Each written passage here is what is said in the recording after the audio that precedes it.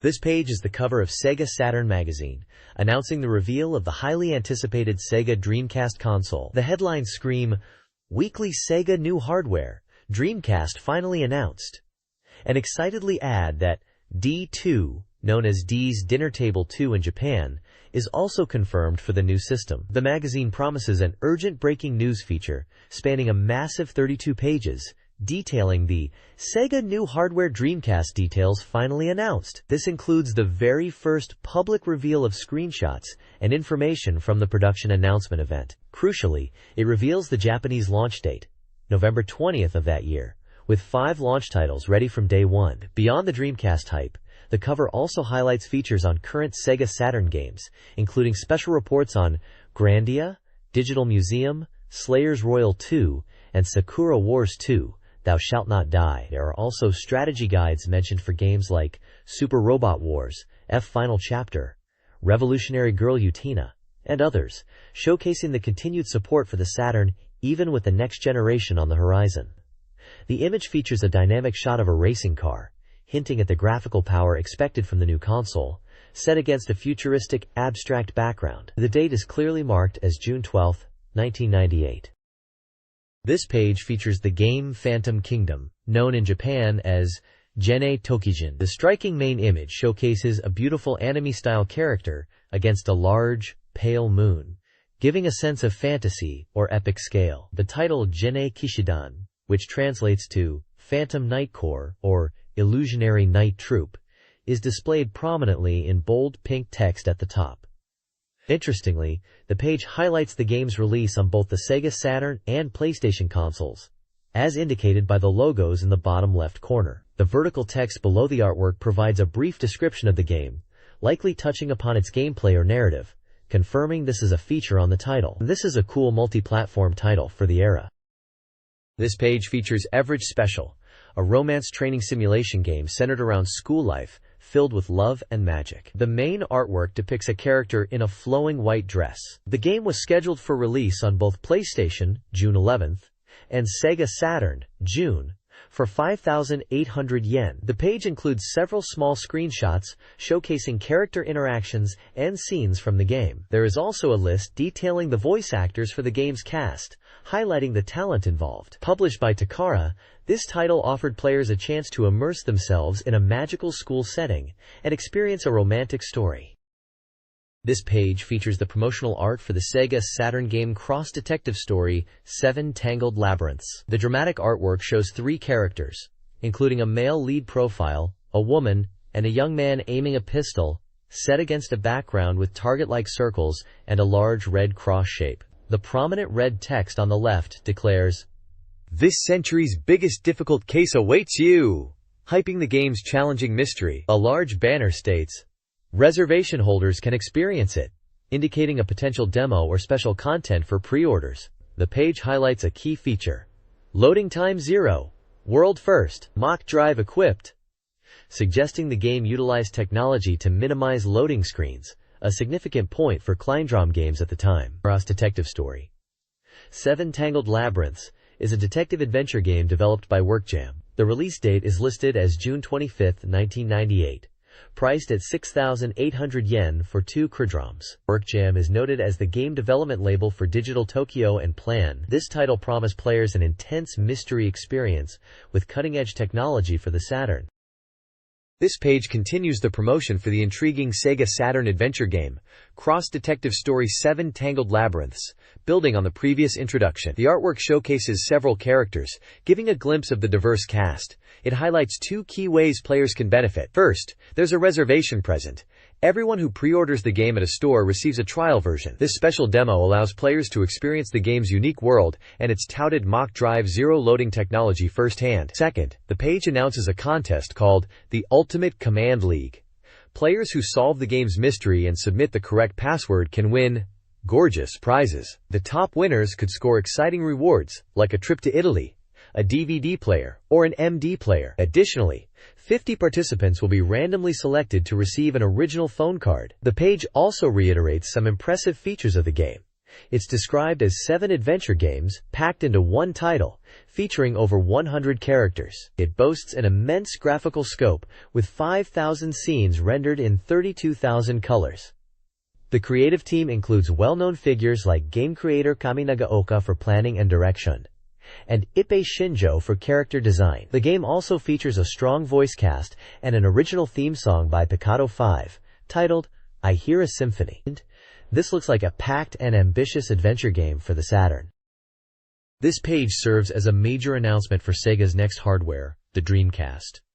It features a large, prominent image of the sleek, white console itself, signaling a new era. The main headline declares that the detailed specifications for the Dreamcast have finally been revealed. Below the image, a table of contents outlines the extensive coverage to follow. We learn that the magazine is dedicating many pages, starting from page 81, to this new machine. Topics include the beginning of the Dreamcast's story, its birth on November 20th as the world's most powerful entertainment machine, and a demonstration of its power via the Tower of Babel tech demo. There's also a section focusing on the impressive CG capabilities, with Sega president Irimajiri discussing his vision. The coverage will also highlight strong support from overseas developers, research into user interest and expectations, and interviews with famous creators sharing their dreams for the console. The small circular image of the unsettlingly realistic man's head is undoubtedly a character from the Tower of Babel demo, showcasing the advanced graphics.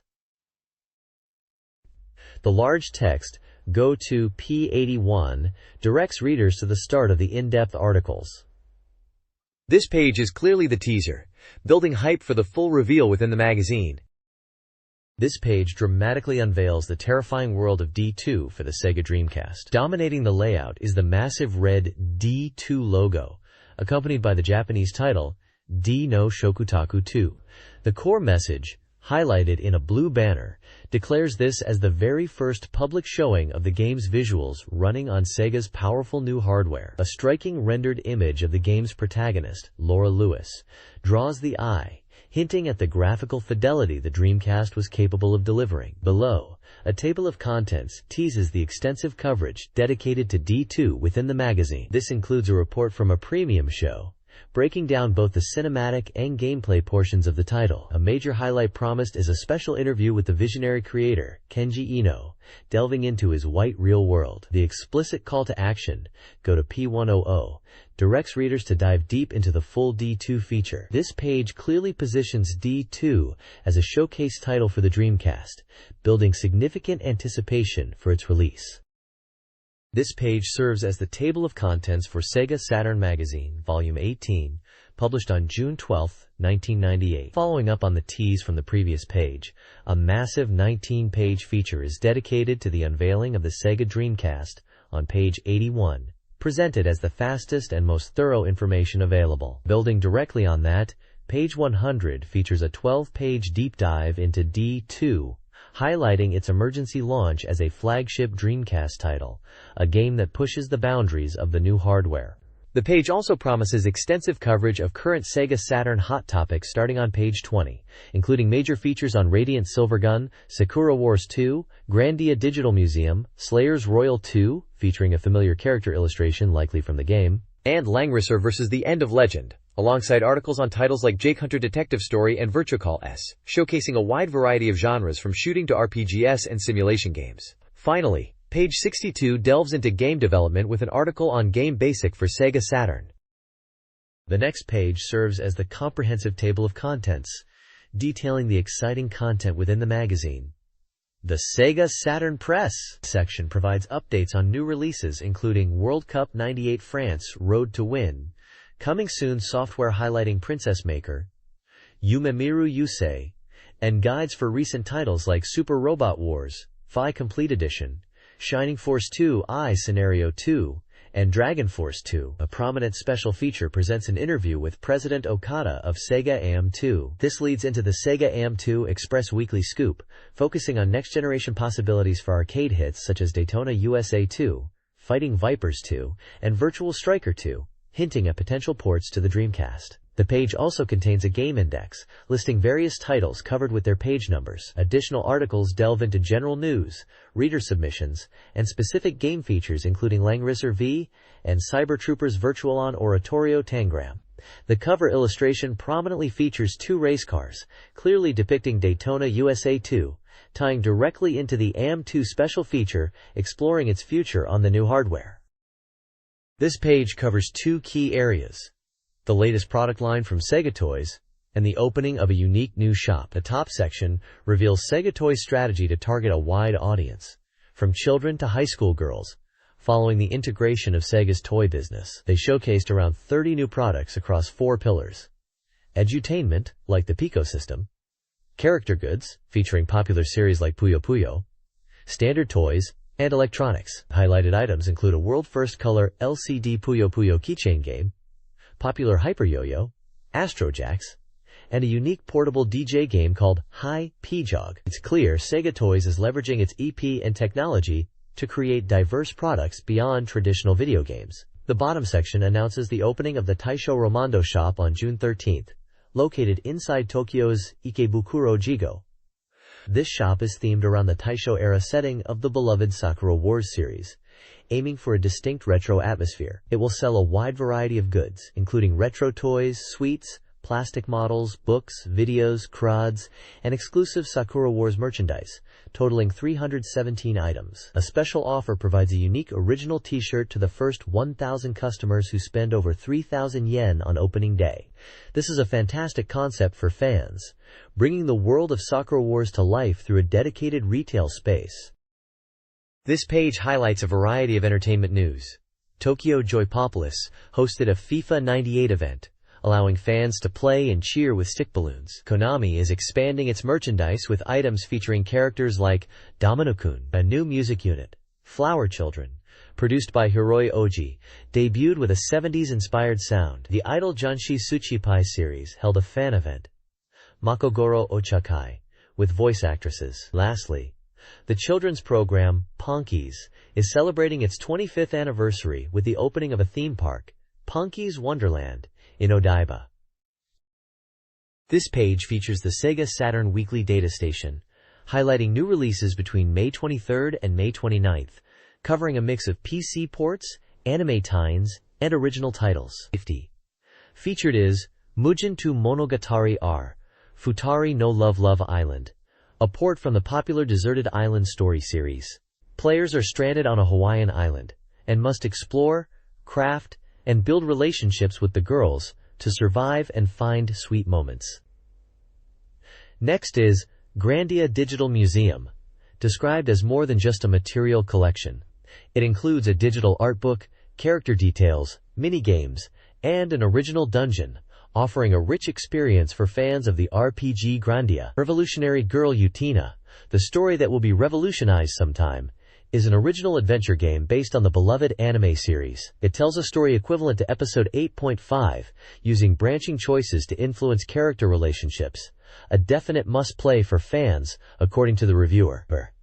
There's also GT24, a racing game focused on the Super GT series. It's notable for its challenging 24-hour endurance race mode, emphasizing strategy with fuel stops and repairs over pure speed. The importance of the pit crew is highlighted. Finally, Usama Game is presented as an 18-plus variety game, where winning minigames allows the player to give punishments to the female characters. Content includes embarrassing games and water torture, offering a different kind of gameplay.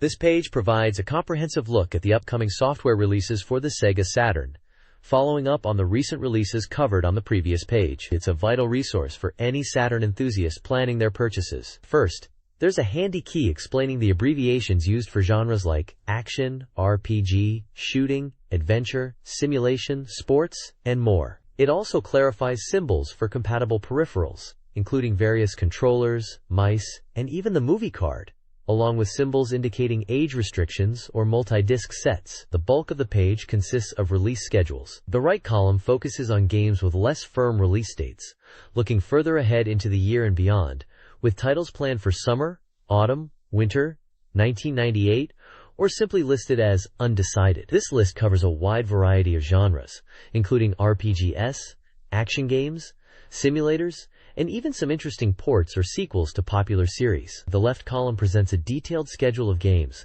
with specific release dates, covering June, July, August, and September. This section is packed with anticipated titles, including continuations of beloved RPG series, exciting action games, deep simulations, and fighting game hits. Each entry lists the specific release date, game title, price, developer, genre, and compatible accessories or specific features. It's a crucial snapshot for knowing exactly what's hitting shelves in the immediate future.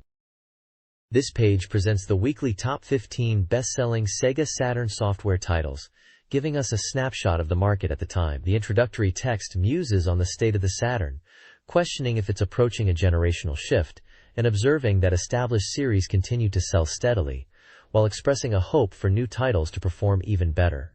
Topping the chart is the powerhouse strategy RPG, Super Robot Wars Final Chapter, maintaining its #1 position. Just below it is Mobile Suit Gundam, Giren's Ambition, another deep simulation holding strong. We also see the fighting game favorite Vampire Savior making a good appearance, known for its smooth animation and unique gameplay. The highly regarded RPG series Shining Force 2i is represented with both Scenario 2 and the earlier Scenario 1 in the top ranks, showcasing its dedicated fanbase. And the beloved adventure/simulation giant Sakura Wars 2 continues to be a major seller. Other notable games in the top 15 include the popular visual novel Sentimental Graffiti, the arcade fighting hit King of Fighters 97, the chilling rail shooter, The House of the Dead, and the mech simulator Gun Griffon 2. The list is rounded out by various sports and simulation titles, highlighting the diverse range of games appealing to Saturn owners. This chart clearly demonstrates the strength of well-loved franchises on the platform. SEGA Saturn owners are eagerly anticipating new games. The Want to Convert section reveals user desires, with Marvel vs. Capcom topping the list, followed by Final Fantasy titles and games like Super Robot Wars Gaiden. The Shop Data Top 15 charts the most popular arcade games, showcasing Virtua Fighter 3 TB, Cyber Troopers Virtual On, and Tekken 3. These highlight the dominance of 3D fighting games and Sega arcade hits, with titles like Virtua Striker 2 and Beatmania Second Mix also present. Finally, One Point Check Game features Highlight Street Fighter Alpha 3, hinting at new characters and features, alongside Daytona USA 2 and Fighting Vipers 2.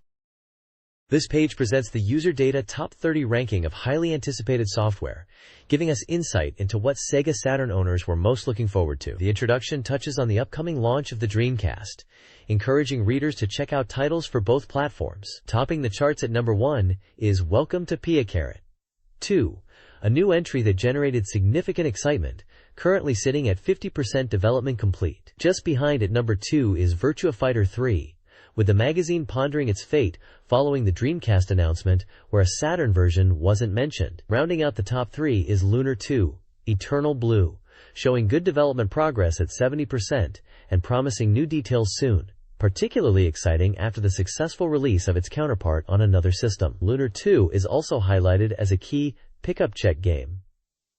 Further down the list, Router at 15th place is noted for its unique game system and promising mechanics. The 25th ranked game, Tante Jinguji Saburo, Yume no Owari ni, which is 100% complete, draws attention for its character designs by Mr. Terada.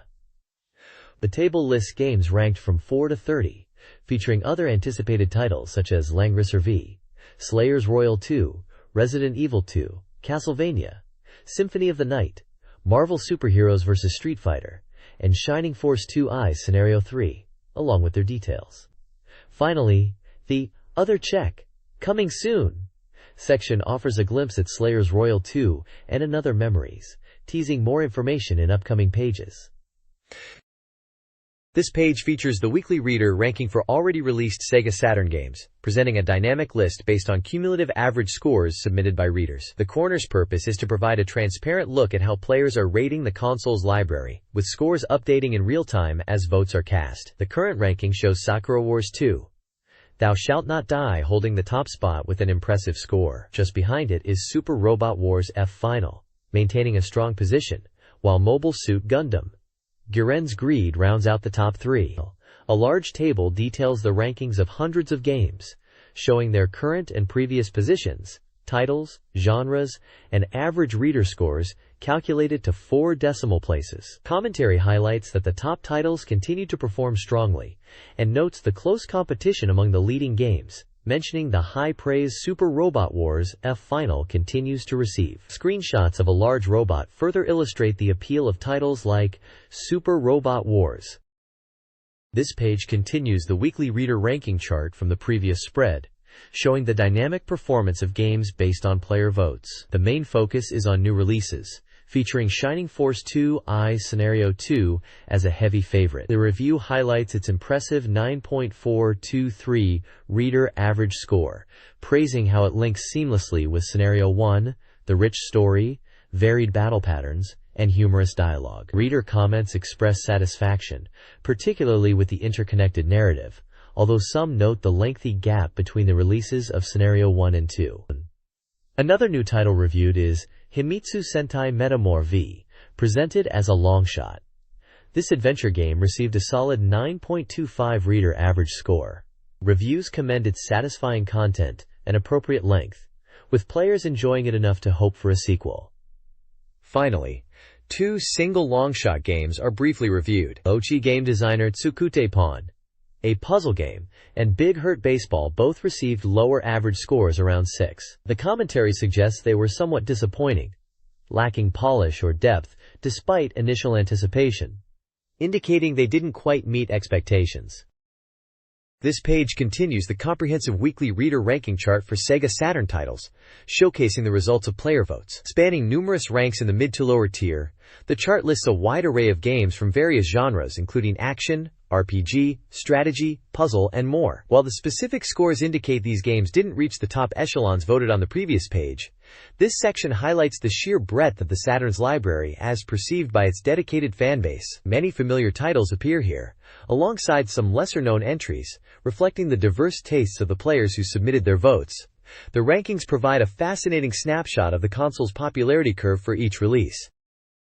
This page features a detailed review of the fighting game masterpiece, X-Men vs. Street Fighter. The article, written by Uma no Sugisuke, highlights the exceptional quality of the SEGA Saturn port, made possible by the required 4 MB RAM expansion cartridge. Readers and staff alike praise the game's fast-paced action, satisfying combos, flashy effects, and the smooth transition from the arcade version, despite the large character sprites shown in the screenshots featuring fighters like Juggernaut, Cyclops, and Wolverine. The review also touches upon the game's impact, noting how it sparked interest in American comics and characters among players. Both reader and magazine scores are very high, reflecting its status as a recommended title. The page also continues the reader ranking chart, showcasing the lower-ranked games as voted by the readers. A section titled Odds Chart Saturn D Lowest Rank Evaluation specifically calls out games vying for the lowest position, mentioning Nightmare Cast and the intense competition for the bottom spot. The ranking table itself is present, but continues the list from the previous page. This page shifts focus to upcoming releases and reader interaction. It highlights games that haven't received full reviews yet, including Wangan Trial Love, a racing game with mixed reviews for its scenario and controls, but some praise for its racing and romance modes, scoring 5.33. Another title featured is Ayakashi Ninpuden Kunoichi Ichiban Plus, a simulation game with appealing anime-style visuals, receiving an average score of 6.33. Also shown is Game de Seishun, a table game that plays like a simplified life simulation, where readers appreciated its card-based movement and gameplay depth, earning a 6.66. The page also includes reader voices and several contest sections. There's a list of SEGA Saturn peripherals ranked by reader scores. Fun speculation arises about the long-running reader racing contest potentially moving to the Dreamcast. Readers are invited to participate in prediction contests for upcoming games, one predicting the initial ranking of Grandia Digital Museum and another predicting the average score, odds, of Revolutionary Girl Utena. Someday that revolution will happen. Finally, a contest offering peripheral sets and a desired software title as prizes is detailed, with photos of the available prize bundles. This page shifts focus to a major upcoming release, the highly anticipated Saturn port of Treasure's arcade shooter, Radiant Silvergun. Developed on the compatible STV board, this version is confirmed to be a perfect port, enhanced with welcome new modes exclusive to the Saturn. The article highlights the game's intense 2D vertical scrolling action, featuring challenging obstacles requiring precise movement and boss enemies rendered using polygons, integrated seamlessly into the sprite-based 2D gameplay. Screenshots demonstrate the detailed environments, powerful weaponry like the hypersword, which provides temporary invincibility, and the game's distinct visual style. Key details include its release date of July 23rd, priced at 5,800 yen, support for two-player simultaneous play, and a recommendation for all ages. The page emphasizes the remaining time until release, noting there are 55 days left as of this issue. This page continues the deep dive into the highly anticipated Saturn port of Treasure's arcade masterpiece, Radiant Silvergun. It proudly confirms that the screenshots displayed are genuine captures from the Saturn version, assuring players of the port's fidelity. The article highlights the Saturn version's key exclusive enhancements beyond replicating the arcade experience. Foremost is the introduction of a completely new original mode, which features new enemies, unique stages, and refined game balance designed specifically for the console. This mode is further enhanced by new musical tracks, provided by the esteemed composer Hitoshi Sakimoto. Additionally, the Saturn version offers adjustable difficulty settings, a welcome departure from the arcade's fixed challenge, allowing players of all skill levels, from experts to beginners, to customize their experience through factors like enemy toughness and bullet speed. Screenshots showcase the intense gameplay, the newly added enemy types, and the comprehensive weapon selection, reinforcing the significant value added to this home console release.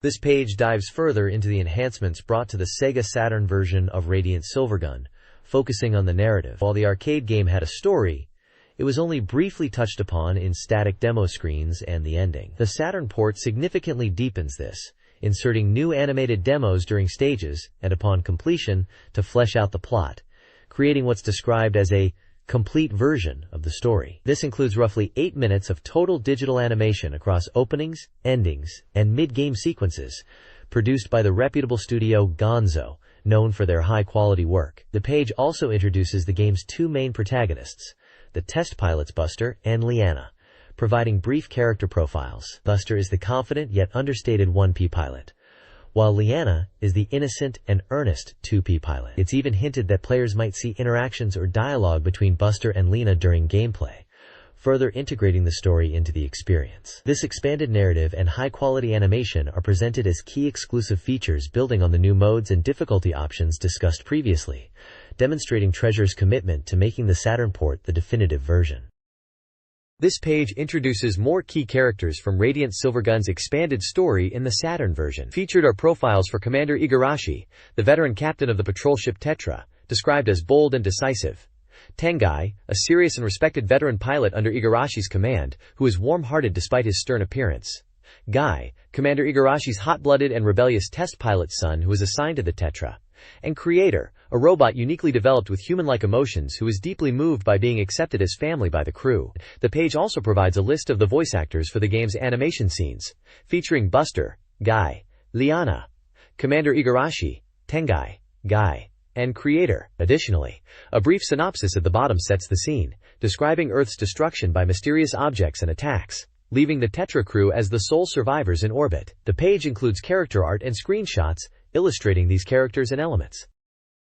This page delves into the unique scoring mechanics and weapon systems that are central to Radiant Silvergun. It highlights that earning score is paramount, as it directly influences the power level of your weapons. The game features several ways to rack up points, including chain bonuses for destroying consecutive enemies of the same color, and destruction bonuses awarded for breaking specific parts on boss enemies. The text explains how weapon levels increase with score, leading to more powerful shots like the Vulcan gaining increased width. The page also provides a quick review of some of the game's 7 distinct weapon types, illustrating the powerful Vulcan and spread shots, as well as the weaker, homing attack. It notes the initial difficulty of the arcade version, and suggests players practice understanding weapon properties and scoring systems, especially in anticipation of the Saturn release. Mastering these varied scoring methods and weapon characteristics is key to succeeding against the game's challenging enemies. Radiant Silvergun's weapon bonus system rewards players for consistent use of each weapon type. Hitting enemies consecutively with a single shot earns bonuses, boosting scores significantly. The page details specific conditions for each weapon, like the Vulcan shot needing 200 hits, or the homing shot 300. Obstacle hits don't count. A secret bonus is awarded for targeting hidden characters with marker homing. The Saturn version features a restart mode, a feature designed to aid with the game's difficulty. This mode allows players to restart with powered-up weapons. The page also introduces 4 weapons: homing plasma, marker homing, back wide, and radiant sword, highlighting their unique attacks and strategic importance. Mastering weapon bonuses and understanding each weapon is crucial for achieving high scores and successfully navigating the game. This page focuses on Sakura Wars 2, highlighting the game's progression into the mid-game section after the initial mountain events. It mentions a feature for permanent save data for a second playthrough. The main theme discussed is a summer vacation trip to Atomai for the Flower Division, traveling by steam bus.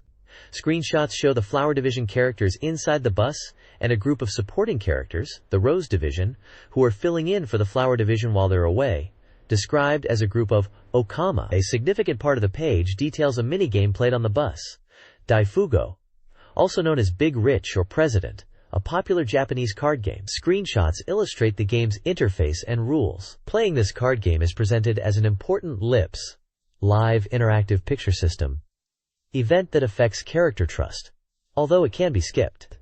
The page explains some rules of the game, such as card exchange between ranks, and strategy tips like using the revolution rule to invert card strength. The segment concludes by noting the bus journey and the arrival at the destination, Atami, emphasizing the feeling of reaching the sea. The game is a dramatic adventure title for one player, recommended for all ages. Following their bus trip to Atami, the Flower Division arrives at the historic Kenryuin Inn, exclusively rented for their summer vacation. They immediately head to a deserted beach, enjoying playful chases and excitement. The scene is interrupted by Kayama's unexpected appearance. As night falls, they return to the inn for a seafood dinner, with Oriheim adjusting to sashimi. After dinner, Kana initiates a chaotic pillow fight, a tradition she claims has deep historical roots. The playful battle, which takes over the entire inn, showcases the energetic and humorous interactions between the team members, despite the disapproval of some. The next page picks up right after the events at the inn. First, it details a late-night or early-morning surprise where Sulemeyer appears in Otagami's room, leading to a tense moment when the other team members discover he's snuck out and rush in. The player is given choices on how Ogami reacts to Sulemeyer. Following this, the page highlights the next day's activities. The Flower Division members decide to split into 3 groups based on their interests: the sea, the mountains, or the hot springs at the inn. This presents the player with a significant choice that determines the day's events. The page showcases distinct scenarios for each option. Choosing the hot springs leads to Ogami trying to relax, but being forced to hide when Sakura and others enter the bath area. Going to the sea involves Sulemeyer dragging Ogami onto a boat, resulting in a chaotic capsizing and a humorous punishment on the beach.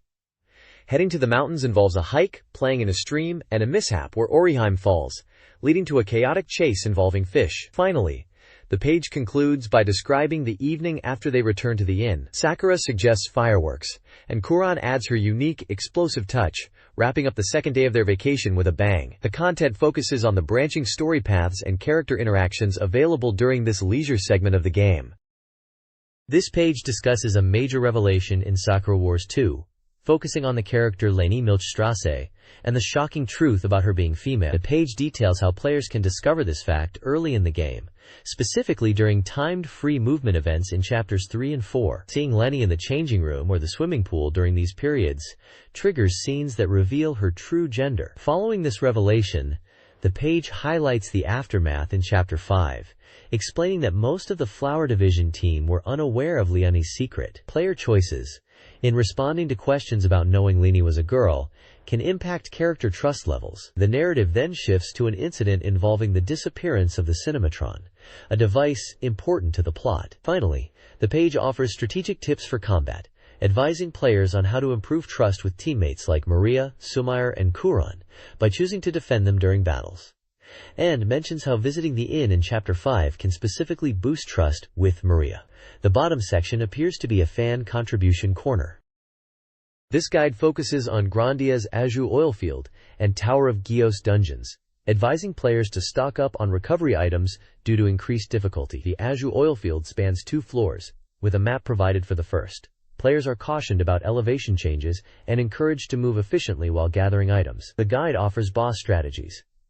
For the Azure Oilfield's Aburaika, Oil Squid, prioritize canceling the right tentacle's attacks and focusing damage on the body. Azure Oilfield 2 features moving platforms, with levers and warnings about falling. The final boss, King Idol, is highlighted as having high attack power, suggesting the use of earth magic to boost defense and attack. The guide also mentions key items like Monster Book 4, Fruit of Courage, and various plates and cartridges, alongside the locations of save points and deposit spots.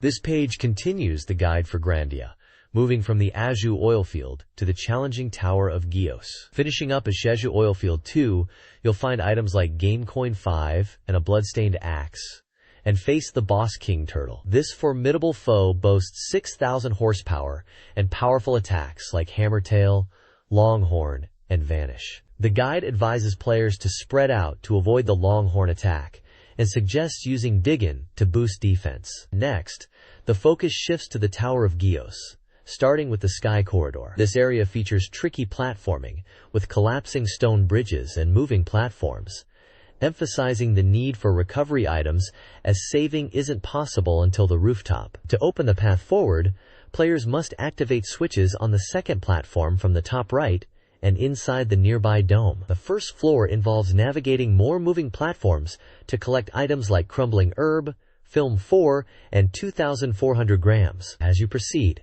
puzzles involving colored walls and pressing the clock button await. The guide mentions strong enemies inhabit the tower, urging players to stay vigilant. This page continues the guide for Grandia, focusing on the challenging Tower of Gios. The guide provides maps for the Tower of Gios Floor 1, the exterior wall path, Floor 2, and Floor 3, highlighting the locations of various items. On Floor 1 you can find items like Cartridge 2, 2,400 grams, a Force Seed, Warp Boots, a Plasma Knife, and a Dragon Scale. Navigating the exterior wall leads you further up the tower. Floor 2 yields Film 8, 800 grams, another 2,400 grams, and a Speed Fruit. Moving to Floor 3, you'll discover 800 grams, a Holy Tiara, a Counter Ring, Gios Mail, Monster Book 5, and a Fruit of Magic. The dreaded boss Gios is detailed, revealed to be a powerful foe residing in the tower. Gios has different forms or components with varying HP. Boomerang, 5,000 horsepower, Axe, 4,000 horsepower, and Gios himself, 7,000 horsepower. His special attacks include Boomerang, Raiga, and Karoma. Defeating Gios nets you 12,000 experience, 3,000 grams, an Orichalcum knife, and a crystal sword. The guide notes, Gios is a tough fight, warning about the combined attacks of the Boomerang and Axe, and suggesting boosting defense before focusing attacks on Gios himself. Below the maps is a comprehensive list of items appearing in the game, categorized into weapons, armor, and accessories. This list details various pieces of equipment and accessories available, providing their stats, effects, and information on how they can be obtained, including many items found within the Digital Museum dungeons, like the Tower of Gios. This guide covers Floor 4 and the rooftop of the Tower of Gios in Grandia. Floor 4's map reveals item locations like Monster Book 2 and the Sunrobe. The rooftop map highlights Film 6, a beautiful gem, the Platinum Card, and museum collectibles. Before the final battle, a save point and deposit box are present. The guide details the challenging Gadwin and Milda boss battle, emphasizing the use of the Diggin spell. It also lists several enemies encountered, and provides item lists, including stat-boosting consumables and museum collectibles. Event items, such as the color-coded cards, are explained. The Platinum Card is essential, unlocking the Frog Room in the Digital Museum, where you'll encounter Lean and obtain a special item. This page features a preview of the upcoming RPG, Slayers Royal 2, a highly anticipated title starring the dynamic duo Lena Inverse and Naga the Serpent. The focus here is on the enhanced battle system and the powerful, flashier magic available. The Slayers World's magic system relies on incantations, drawing power from other dimensions. Magic is divided into white, shamanic, spirit, and black types, all of which protagonists like Lena have mastered. The battle system is a semi-real-time battle, where you pre-input commands. Movement is separate, and you can choose to make it turn-based by adjusting AI settings. Combat involves selecting attack, counter, or spell based on enemy proximity and your character's health. The page showcases several spells with comparisons to the previous game, including the powered-up Vibration Shot Ed, the Tornado-like Demonic Wind, and the Freezing Ice Shot Ed, which is one of the 5 types of spirit magic. We also see that Gauri, being a warrior, primarily relies on physical attacks and counterattacks in battle. The game is published by Kadokawa Shuten Specially, was estimated for an August 27 release at 6,800 yen, is a single-player RPG recommended for all ages, and is shown here at 60% completion. This page continues the deep dive into Slayers Royal 2, shifting the focus to the infamous Naga the Serpent and her chaotic impact on battles. While the game features a handy AI setting to automate combat, the unpredictable nature of characters like Naga means leaving her to her own devices can be problematic. She tends to unleash powerful spells indiscriminately, potentially hitting allies as well as enemies, which the reviewer notes can be quite terrifying, albeit amusing. The page highlights Naga's use of the white magic spell, Sleep. Compared to the previous game, the visuals for this spell are depicted as much calmer and more soothing, spreading outwards in tranquil waves, though its effectiveness remains a key element of her unpredictable arsenal. Another powerful spell showcased is the shamanic spell, Megabrand, Bakuretsujin. This ground-based attack, which summons explosive earth spouts, is shown with before and after screenshots, demonstrating its significant increase in power and area of effect compared to the first game. The reviewer comments that while it effectively clears obstacles and damages multiple enemies, its wide range also increases the risk of friendly fire, echoing the theme of Naga's dangerous unpredictability. The page features screenshots illustrating the AI setting in use, the visual effect of the sleep spell, and the destructive power of Megabrand, often showing Lina and Gauri caught in the crossfire of Naga's magic. This page reveals the identity of the soccer RPG that has been hinted at, showcasing an unexpected collaboration between SEGA, known for their simulation series like J.League Pro Soccer Club wo Tsukuru, and RPG giant Enix, creators of Dragon Quest. The article discusses how staff from the Saskatsuku series and Sega's Elite team are involved, with the game's development progressing rapidly. While the full scope of the game is becoming clearer, this report focuses specifically on its RPG aspects. The visuals are presented through unique claymation-style dioramas, depicting a soccer match, complete with players, a goal, and a bustling crowd featuring signs for both Sega and Enix. The core concept is highlighted as becoming the coach for the national team in this new genre. Further details confirm the game is a world's first soccer RPG, a single-player experience developed by Sega and Enix, set for release on June 25, 1998, priced at 6,800 yen, and recommended for all ages. This blending of sports management simulation, RPG elements, and a distinctive visual style represents a truly unique offering for the platform. The world's first soccer RPG reimagines the RPG formula with soccer management at its core. Instead of combat-focused gameplay, the cycle centers on strategic time management. Players train players, scout, and manage the team's schedule, with matches determining experience gain based on performance. This contrasts with traditional RPGs, which focus on exploration, battles, and item acquisition. A first impression reveals a surprising Dragon Quest influence. The game evokes the atmosphere of classic Enix RPGs, with elements like a silent protagonist directly borrowed. The RPG elements enhance the soccer simulation. Enix's expertise in RPG design creates a unique gaming experience, setting it apart from similar titles. Screenshots showcase the fusion of Dragon Quest battle interfaces with the soccer RPG's menus. This page delves further into the mechanics of the world's first soccer RPG, starting with player registration. You begin by inputting your manager's name and selecting a personality type from passionate, theorist, or optimist. While this choice affects initial stats, it doesn't create significant advantages, allowing you to pick the type that best fits you. Interestingly, you also name the protagonist's son, who will eventually join the team, adding an emotional layer to the narrative, as you potentially manage your own child on the field. The page then moves to the match mode, highlighting the unique simulation perspective. As the manager, you won't control players directly during matches. Instead, your role is strategic, focusing on substitutions, formation changes, and tactical adjustments. This is described as potentially frustrating, giving players a realistic sense of the manager's limited direct influence but crucial decision-making power during the game. Matches are a regular part of the schedule. The game also features real-life Japanese sports commentators, Hiroshi Hayano and Tetsuo Nagasaka, adding authentic live commentary and analysis to the matches, enhancing the immersion. This page delves deeper into the world's first soccer RPG, highlighting the game's focus on the cultural aspects and emotional depth of soccer through various events. It discusses the historical roots of the intense rivalry between the Japan and South Korea national teams, explaining how factors like national pride and historical experiences influence their respective playing styles. The game features events like an encounter with South Korea's national team manager, Hyo Jeong-moo, who emphasizes homeland pride as the crucial difference between the two nations. The page also introduces key supporting characters who influence the protagonist's journey, including Tsunezawa, an obsessive rival vying for the manager position, and Katawaki, a supportive coach whose own aspirations are tied to the protagonist's success. Screenshots depict these narrative moments, showing character interactions and dialogue boxes, underscoring the RPG elements that add story and relationships to the soccer management simulation.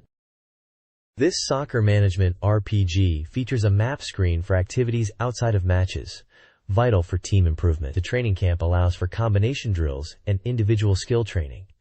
Strategic planning and national team selections are also handled here. Players can visit facilities like the Winslow Foundation, boosting a country's soccer development. The stadium provides match results and rankings, while the Football Association offers prize money negotiation and facility upgrades. Player ability is visually represented by the size of the black circle under their feet. The core gameplay loop involves weekly map screen actions, including tournament scheduling every first and third week of the month. Matches award experience points, leveling up the manager, players, and team. The ultimate goal is to win the I-Cup and achieve a happy ending.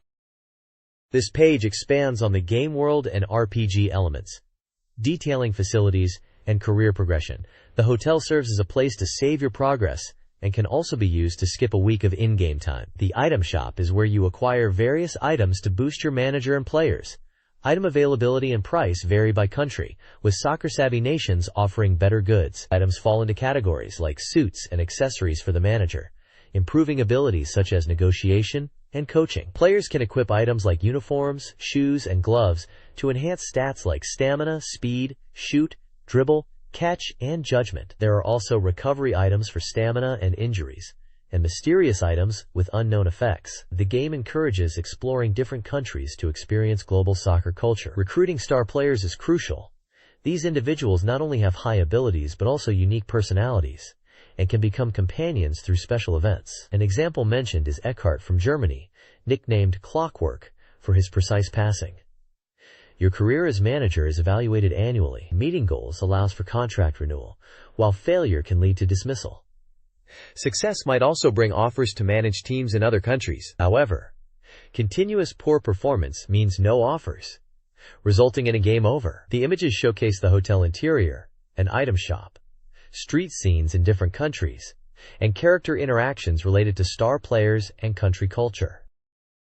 This page provides an exciting look into Wackenroder, a tactical simulation RPG set for release in summer 1998. The article is particularly impressed by the game's visual artistry, noting its depth seems bottomless. What makes Wackenroder truly stand out is its unique approach to presentation, skillfully blending analog and digital techniques. For its stunning movie sequences, the game utilizes special effects filmed with physical miniature models. These intricate models, designed by Takaya Takaya, are placed in dioramas, shot on video, and then enhanced with special effects, creating a distinctive analog feel that perfectly captures the world's atmosphere. This is seamlessly integrated with Polygon 3D graphics and illustrative 2D CG used for other parts of the game, including the tactical battles. Renji Murata's individualistic character designs further enhance the game's unique identity. The fusion of the deep analog visuals from the miniature special effects and the detailed screens from the CG elevates Wackenroder's world to something truly special. Featured images showcase the detailed miniature models, a tactical gameplay screen, and various scenes highlighting the diverse environments. This page continues the preview of the awaited tactical simulation RPG Wackenroder, focusing on its striking visual presentation under the title New Frontiers in Art. It highlights the game's individualistic characters, brought to life through CG illustrations by Yoshitoshi Abe, who also contributed to the world setting.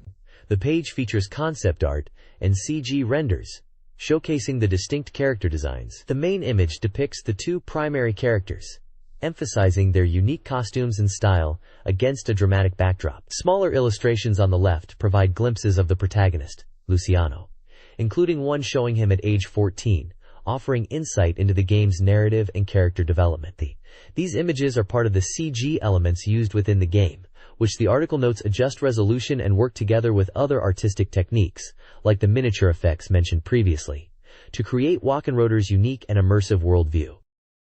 This page delves into the making of Walkenroder, specifically focusing on the unique production methods used for the game's cutscenes. It feels less like typical game movie production and more like old-school special effects filmmaking. The article highlights that shooting physical miniatures provides a tangible texture and weight that full CG often lacks, adding significant depth to the visuals. We see original design sketches and images of the actual model and diorama production workbench. Renowned sculptor Takayuki Taketani is featured, discussing his key designs for the project, including the final boss, a railway gun, and the impressive airship shown in the sketches and as a detailed model. Taketani explains that while using a whale motif for the airship felt common, it ended up that way when aiming for a massive feel. He notes the balance in creature-like designs and mentions intended moving parts for the fin-like sections, although they weren't fully realized. Taketani is known for his work in film special effects, including the Zeiram series, and collaborations with directors like Mamoru Oshii, and he also contributed sculpting to games like Nanatsu no Hitozato Monogatari. His distinctive style, blending functional practicality with artistic flair, heavily influenced the striking look of Walkenroder's animated sequences. This page continues the deep dive into the making of Walkenroder, specifically highlighting its distinctive organic steam mechanism world and German Art Deco-style design. We see more behind-the-scenes images of the miniature shooting process, which is described as akin to traditional special effects filmmaking, using physical models shot with analog cameras to give a unique sense of texture and weight. The page features detailed designs of key mechanical elements sculpted by Takayuki Taketani. The imposing large airship, which ended up with a whale-like shape, and the powerful train gun are showcased through sketches and production photos. Taketani discusses the design philosophy, aiming for a steampunk world and incorporating both mechanical and organic elements, noting the challenge of balancing these aspects. While the title mentions German Art Deco, Taketani feels the result leaned more towards Art Nouveau in some areas. He expresses his preference for designing monsters and mecha over humans, and praises Walkenroder's unique world and story, finding the completed cinematic sequences impressive with their added effects and dynamic movement, especially the close-ups, which feel exciting. Overall, the page emphasizes the game's visually striking and meticulously crafted cutscenes, a result of its unique production approach influenced by traditional special effects, and Taketani's distinct design sensibility. This page is a special report on Virtual Call-Us for the SEGA Saturn. It asks the question, why not find a wonderful love in digital space? This game is a port of the popular PC title, and the Saturn version comes packed with additional elements like more characters, high-quality event CGS, and voice acting, offering content that goes far beyond the original PC release. Described as a simulation adventure game centered around the enjoyment of talking with girls, Virtual Call-Us builds upon the PC version, Virtual Call 3. The story seems to start during summer vacation, when the protagonist, feeling a bit lonely in town, meets a girl and receives a virtual call access card. The page features striking anime artwork of 3 different girls from the game. There's also a character profile for Mitsumi Arisugawa, detailing her personality as honest and pure, her love for the sea, and her hobbies like windsurfing and scuba diving. She hasn't dated because she's a bit reserved and wants to find a boyfriend after passing her exams. The profile also lists her physical data. Overall, the page highlights the game's focus on romantic interaction and the enhanced content for its console debut. This page continues the exploration of Virtual Call-Us, introducing 3 more potential romantic interests the player can meet through the virtual communication system. First up is Madoka Fukugawa, described as cheerful and lively. Her profile mentions that her somewhat blunt speech and actions sometimes lead people around her to make fun of her, and she's not entirely convinced when told her hobbies are strange for a boy. Next is Rukoria Ebihara, who appears younger than a middle schooler, no matter how you look at her. Her childlike demeanor extends to her dress and speech, and she's seeking a partner who will play with her and indulge her neediness. Finally, there's Karen Musiano Koji, who calls herself a beautiful woman of the era, Heisei period, roughly 19,892,019. With flowing long hair and an impressive figure, she initially seems like an older sister type, but her secret is revealed to be her confidence in her own body, leads to a rather haughty attitude that can be off-putting. The page also highlights the active response system. This system is designed to change the girl's expression based on the player's conversational input and the character's current mood. It helps the player gauge whether their approach was effective, as interpreting genuine joy from a smile or simply politeness can be difficult in these kinds of interactions. The goal is to use this system to understand the girl's true feelings. This page continues showcasing the features of Virtual Call S, highlighting more potential romantic partners and the game's communication systems. We are introduced to Miyako Sakura, an ordinary office lady who appears strong-willed but is actually lonely and desires a protective partner. Then there's Irina Morimoto, who seems gloomy at first glance but becomes very talkative when discussing her favorite topics, using the service to find someone who understands her interests. The page also explains the party line and lock-on systems. Party line allows up to 4 players to chat simultaneously, while the lock-on system helps narrow down interactions. By layering conversations and finding common ground, players can potentially transition from group chats to private 2-person conversations. Finally, we meet the VC operators, artificial personalities that serve as guides within the virtual call system. Wendy is described as serious and professional, while Priscilla is the sub-operator whose emotions are more easily discernible. These AI characters are noted to have a learning and growth system, suggesting their interactions and even appearances can evolve over time. This page shifts focus while continuing to feature the virtual call universe, specifically introducing characters. The prominent character at the top is Kotono Sayonji, described as graceful, gentle, and charming, giving the impression of a lady. She is a student with blood type A, measuring B80W57, H81, and is characterized as elegant and worldly. Though the page highlights 3 girls joining from the PC version of Virtual Call 2. Ayaka Fujishima is a long-haired girl with large glasses, described as lovable but not talkative, deeply interested in science, and perhaps a bit of a shootin. She is a student with blood type A, B78W49, H72. Sayoko Seno is lonely, but starts using Virtual Call, and is looking for anyone to connect with, although she seems unable to bear true loneliness. She is a student with blood type A, B77, W60H80. Chisato Kagurazaka, with her short haircut, is a flight attendant who speaks lively and clearly, described as a bright person who can kindly interact with anyone, which is her biggest charm. She is a flight attendant with blood type O, B96, W62, H88. Finally, a section titled Sweet Voice Caller, Register Your Name, announces a feature for Virtual Call Less, where players can register their names to be called by voice actors. They are recruiting names, with 20 winners receiving special goods. This page focuses on Langrisser V, The End of Legend, a simulation RPG released by Messiah on June 18 for 6,300 yen. The game's narrative parallels the climax of Langrisser IV, progressing up to Scenario 9 while intertwining with the events of its predecessor. The story follows Sigma's quest to save Alfred, who is fleeing from danger, and their search for the Sage's crystal. They encounter General Azel, who relentlessly pursues them with strategic ambushes. The game cleverly integrates the events of Langrisser IV, particularly during Scenarios 6 and 7, featuring characters like Landius and Jessica. This parallel storytelling offers a familiar experience for series veterans, and potentially surprising connections for newcomers. Character artwork and screenshots showcase tactical battles and dialogue scenes, further highlighting the game's connection to Langrisser IV. The next page continues the saga of Langrisser V, The End of Legend, picking up with Sigma's journey towards the Magic Institute, a key objective previously hinted at. On their path, they are forced into confrontation with the federal forces, specifically encountering Emily, the formidable deputy under General Landius and his sister. This meeting establishes a clear antagonistic relationship, adding personal stakes to the conflict. Upon finally reaching the Magic Institute, the narrative delves into uncovering the mysteries surrounding Gizarov's research. Deciphering these records reveals shocking truths about the legendary sword Langrisser itself, fundamentally changing the party's understanding. With this new knowledge, the true drama centered around Sigma and Lambda begins to unfold. The page also highlights elements crucial to Lambda's character and the plot, focusing on the world tree and a potential mystery regarding her memories, hinting at a deeper connection to the world. Screenshots showcase the game's tactical battles, character portraits, and some impressive visual details, like the dynamic water effects.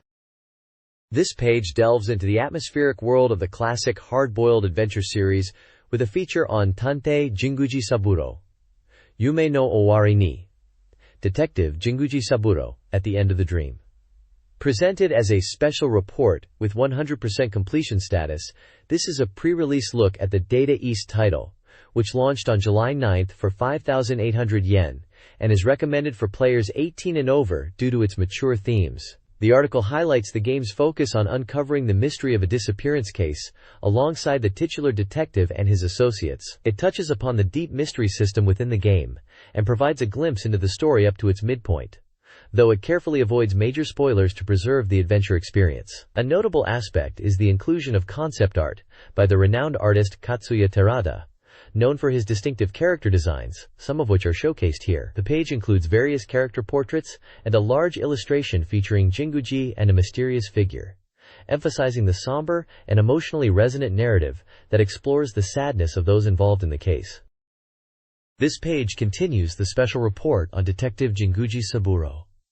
At the end of the dream, it focuses on specific atmospheric elements of the game, starting with the opening movie. The opening is described as depicting Jinguji's past in En-Bot-Gi, suggesting a connection between those events and the current disappearance case. The narrative implies this past event left a lasting impression on Jinguji, hinting at themes of memory and regret. The page also highlights the distinctive Shinjuku Opt logo, explaining it's inherited from the first game in the series and represents a detective or investigator. Katsuya Terada is credited again for the logo's design, reinforcing the artistic connection mentioned on the previous page. Finally, the article delves into the poignant origin of Jinguji's partnership with his assistant, Yoko Misono. Their meeting occurred during a tragic incident in Enwanbai, sparked by a gunshot. This dramatic event served as both their initial encounter and a turning point in their lives. The page features artwork depicting scenes from En-Yuji, the game's logo, character illustrations of Jinguji in action, and a close-up of a pair of eyes, likely referencing Yoko. This page details the start of a new case for Detective Jinguji Saburo. On April 14th, a phone call arrives at the office from Yoko's high school friend, Nagata Yuka. Yuka is requesting an investigation because she has been followed by a suspicious person on her way home. According to Yuka, this strange occurrence happens every day except for Mondays and Thursdays. Jinguji decides to meet the client directly to hear the full story. He learns that Nagata Yuka is a 25-year-old woman who works at Bunei University in Shibuya, specifically in the chemistry research lab, described as a nationally renowned institution for chemistry. She is portrayed as intelligent and calm. Jinguji heads to the university research lab to meet her and begin the investigation into the mysterious follower. The page also includes a comment from Katsuya Terada, the artist, who shares that the character of Jinguji came to him very naturally after reading the scenario, almost as if the character was already within him, and he focused on giving Jinguji a cool and charismatic appearance. The dramatic phrase, illusion and reality, can't even distinguish between them, hints at the potential complexity and psychological depth of the unfolding case. Detective Jake Hunter is drawn into a new case following Yuka Nagata's disappearance. Initially hired to protect Yuka from a stalker, Jake witnessed her safely reach her apartment. However, 3 days later, Yuka vanishes. Jake, joined by Detective Kumano, investigates. The prime suspect from the initial stalking case is ruled out due to an alibi. The investigation focuses on Yudika's home. Jake interviews Yudika's sister, Mika, who reveals Yudika acted strangely before her disappearance. The pink memo pad in Yudika's room becomes a central clue. Kumano's comments about a past case hint at potential connections. Jake must now find Yuka and uncover the truth behind her sudden disappearance. This page dives further into the Yuka Nagata disappearance case from Jake Hunter Detective Story, Early Collection. Following up on the previous page, the investigation centers around a mysterious memo found in Yuka's room, with PCD written on it. The page details how both Detective Jake Hunter and Yoko Misaki are pursuing leads related to this PCD at Bunei University.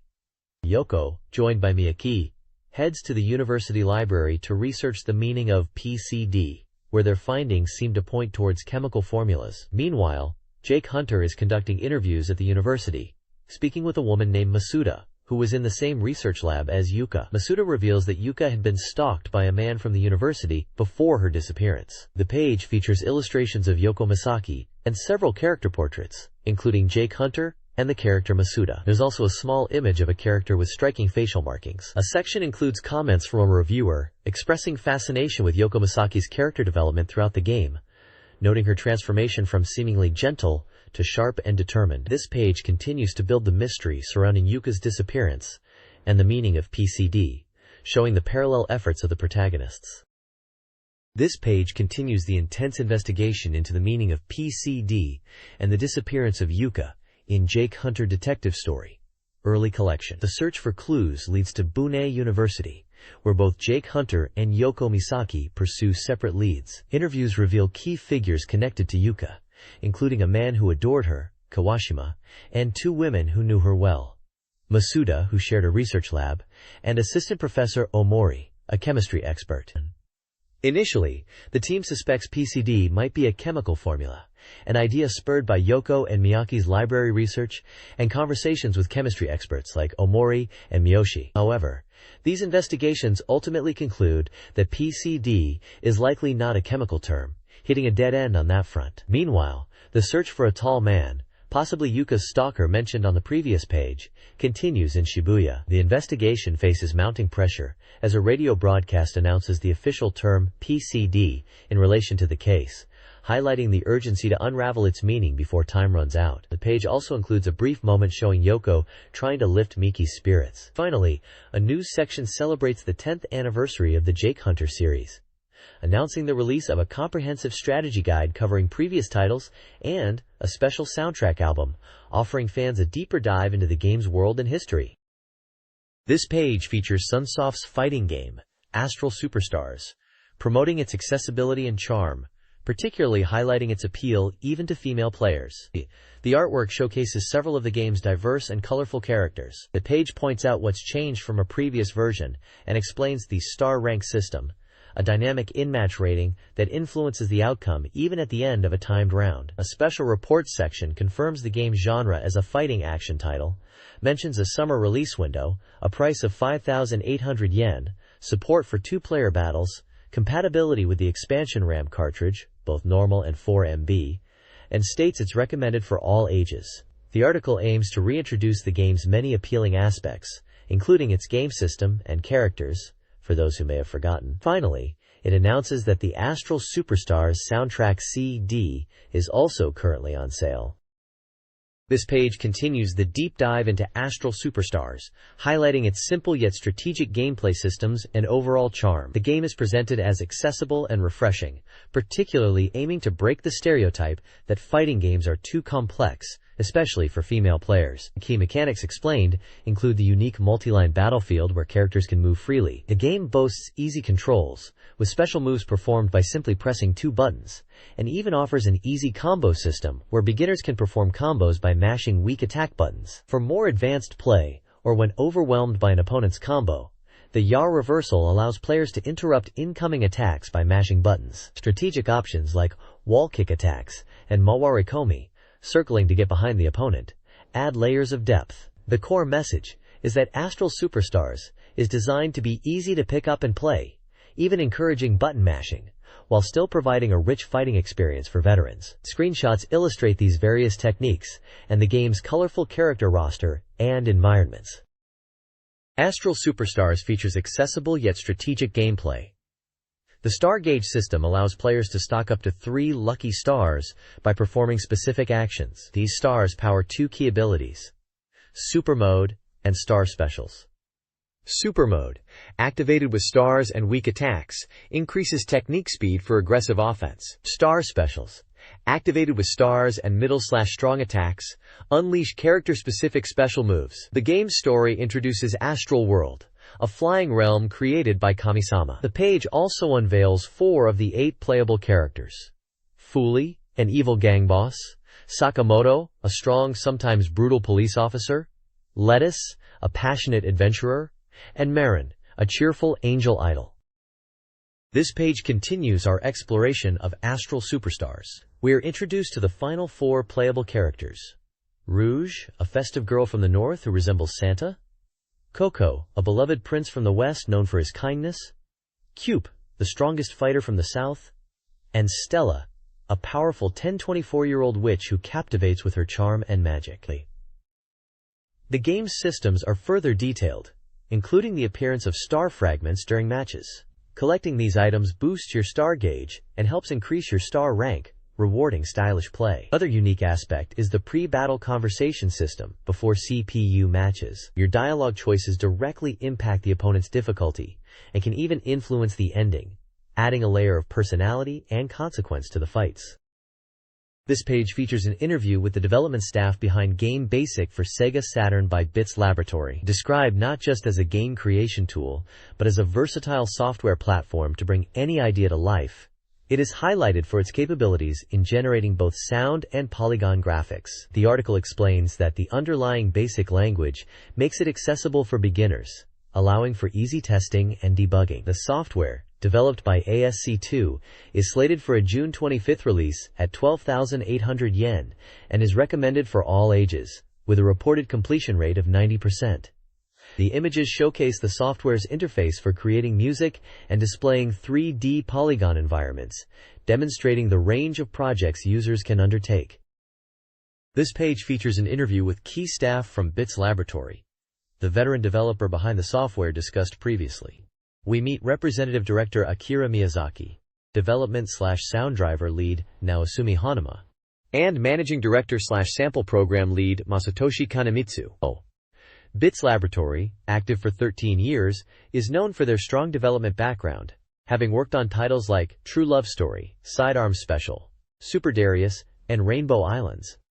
In the interview, Miyazaki explains that the idea for the software, a programming language for game consoles, was something he'd wanted to do for a long time. Hanuma discusses the rich sound capabilities, particularly focusing on the inclusion and implementation of music macro language, MML, and the use of FM sound, which he felt was ideal for recreating classic game music, despite the prevalence of PCM sound at the time. They also touch upon how polygons, now achievable on home consoles like the Saturn, were a dream feature for programmers. Kanemitsu was responsible for creating the included sample programs to showcase the software's potential. Miyazaki adds that the project came to fruition thanks to ASC2, who agreed to develop it together after he pitched the idea to various companies, emphasizing its goal to provide a creative tool for console owners, not just PC users, especially with the option of using a dedicated keyboard.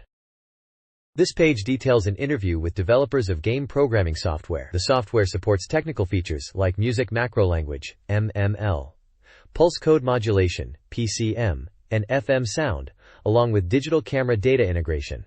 The developers, Masatoshi Kanemitsu and Akira Miyazaki, discuss their development philosophy. Kanemitsu created sample programs to guide users through beginner to advanced techniques, including polygon game creation examples like human figures and tanks. Miyazaki hopes to inspire a new generation of creators, fostering a community similar to the early days of computer magazines, encouraging sharing and innovation. The software is designed to be accessible, allowing users to create simple projects that can evolve into complex games and other digital art. Visual samples, such as a helicopter model, showcase the software's 3D graphics capabilities, highlighting its potential to ignite creativity.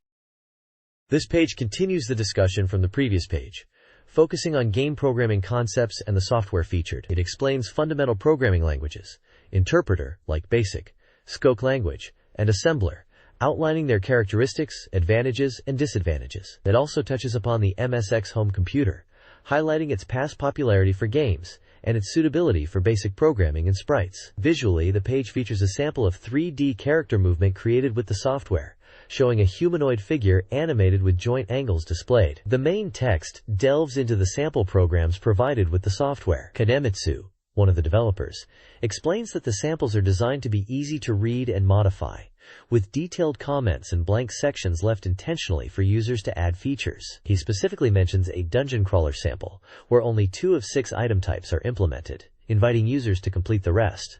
Miyazaki adds that the software is intended as an educational tool, almost like programming education software, starting with simple concepts. The interview portion continues, with Kanemitsu emphasizing the joy of seeing ideas take shape on screen, encouraging readers to experiment and get their ideas out quickly. Miyazaki follows up, issuing a challenge to readers to use the software to create their own works and share them. He hopes this software will serve as a gateway for many to enter the world of creative programming, fostering a community of creators inspired by the software.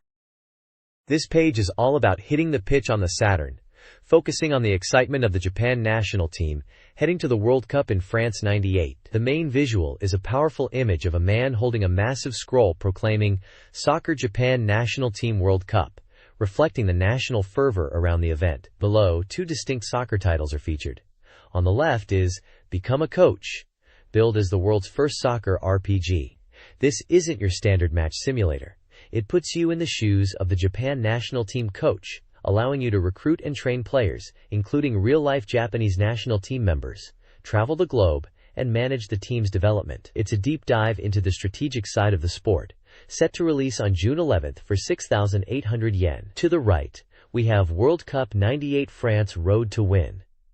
This one is an action-packed football game directly tied to the 1998 tournament. You take control of the Japanese squad, aiming to conquer the world stage in France. The game features exciting match modes, including the intense Asian qualifiers, like the decisive match against Iran. This title also drops on June 11th, priced slightly lower at 5,800 yen. The page highlights screenshots showing the on-field action for this game. There's also a brief mention of the Sagata Sunshiro theme song, CED, being on sale. This page features a dating survival simulation game for the SEGA Saturn titled Mujin to Monogatari R, Futari no Love Island, which translates to Uninhabited Island Story R, Our Love Island. The main visual showcases 8 distinct anime-style girls, hinting at the romantic possibilities within the game. The tagline roughly translates to, After a survival life with 8 beautiful girls, who will be by your side. The game blends survival elements with relationship building on a deserted island. Players interact with the various female characters while managing the challenges of island life. Screenshots illustrate the game's interface, including a map showing different locations on the island and what appears to be event scenes featuring characters in various situations, suggesting both the survival and dating aspects are explored. It's described as a love survival simulation, focusing on the drama and relationships forged under extreme circumstances. This title was released on SEGA Saturn, offering a unique mix of genres for players seeking both adventure and romance. This page features an advertisement for the SEGA Saturn game, Usama Game Idol Suki Hudai. The central image depicts a man dressed as a king, surrounded by portraits of 8 different female idols framed by rose wreaths. The game's concept is highlighted by the tagline, Idol Suki Hudai, suggesting players can freely interact with the idols. The gameplay loop is described as selecting idols from 2 discs, engaging in battles, winning, and then ordering punishment games from the losing idol, promising great satisfaction. This, along with the prominent 18+ age restriction, indicates the game contains mature content. The game is a SEGA Saturn exclusive, released in 1998, priced at 6,800 yen before tax, and comes as a 2-disc set. The featured idols include Risami Yoshida, Naoi Nada, Saori Nara, Miyose Gusa, Jun Matsuda, Mayu Chito, Miyuki Ijima, and Michiko Watanabe.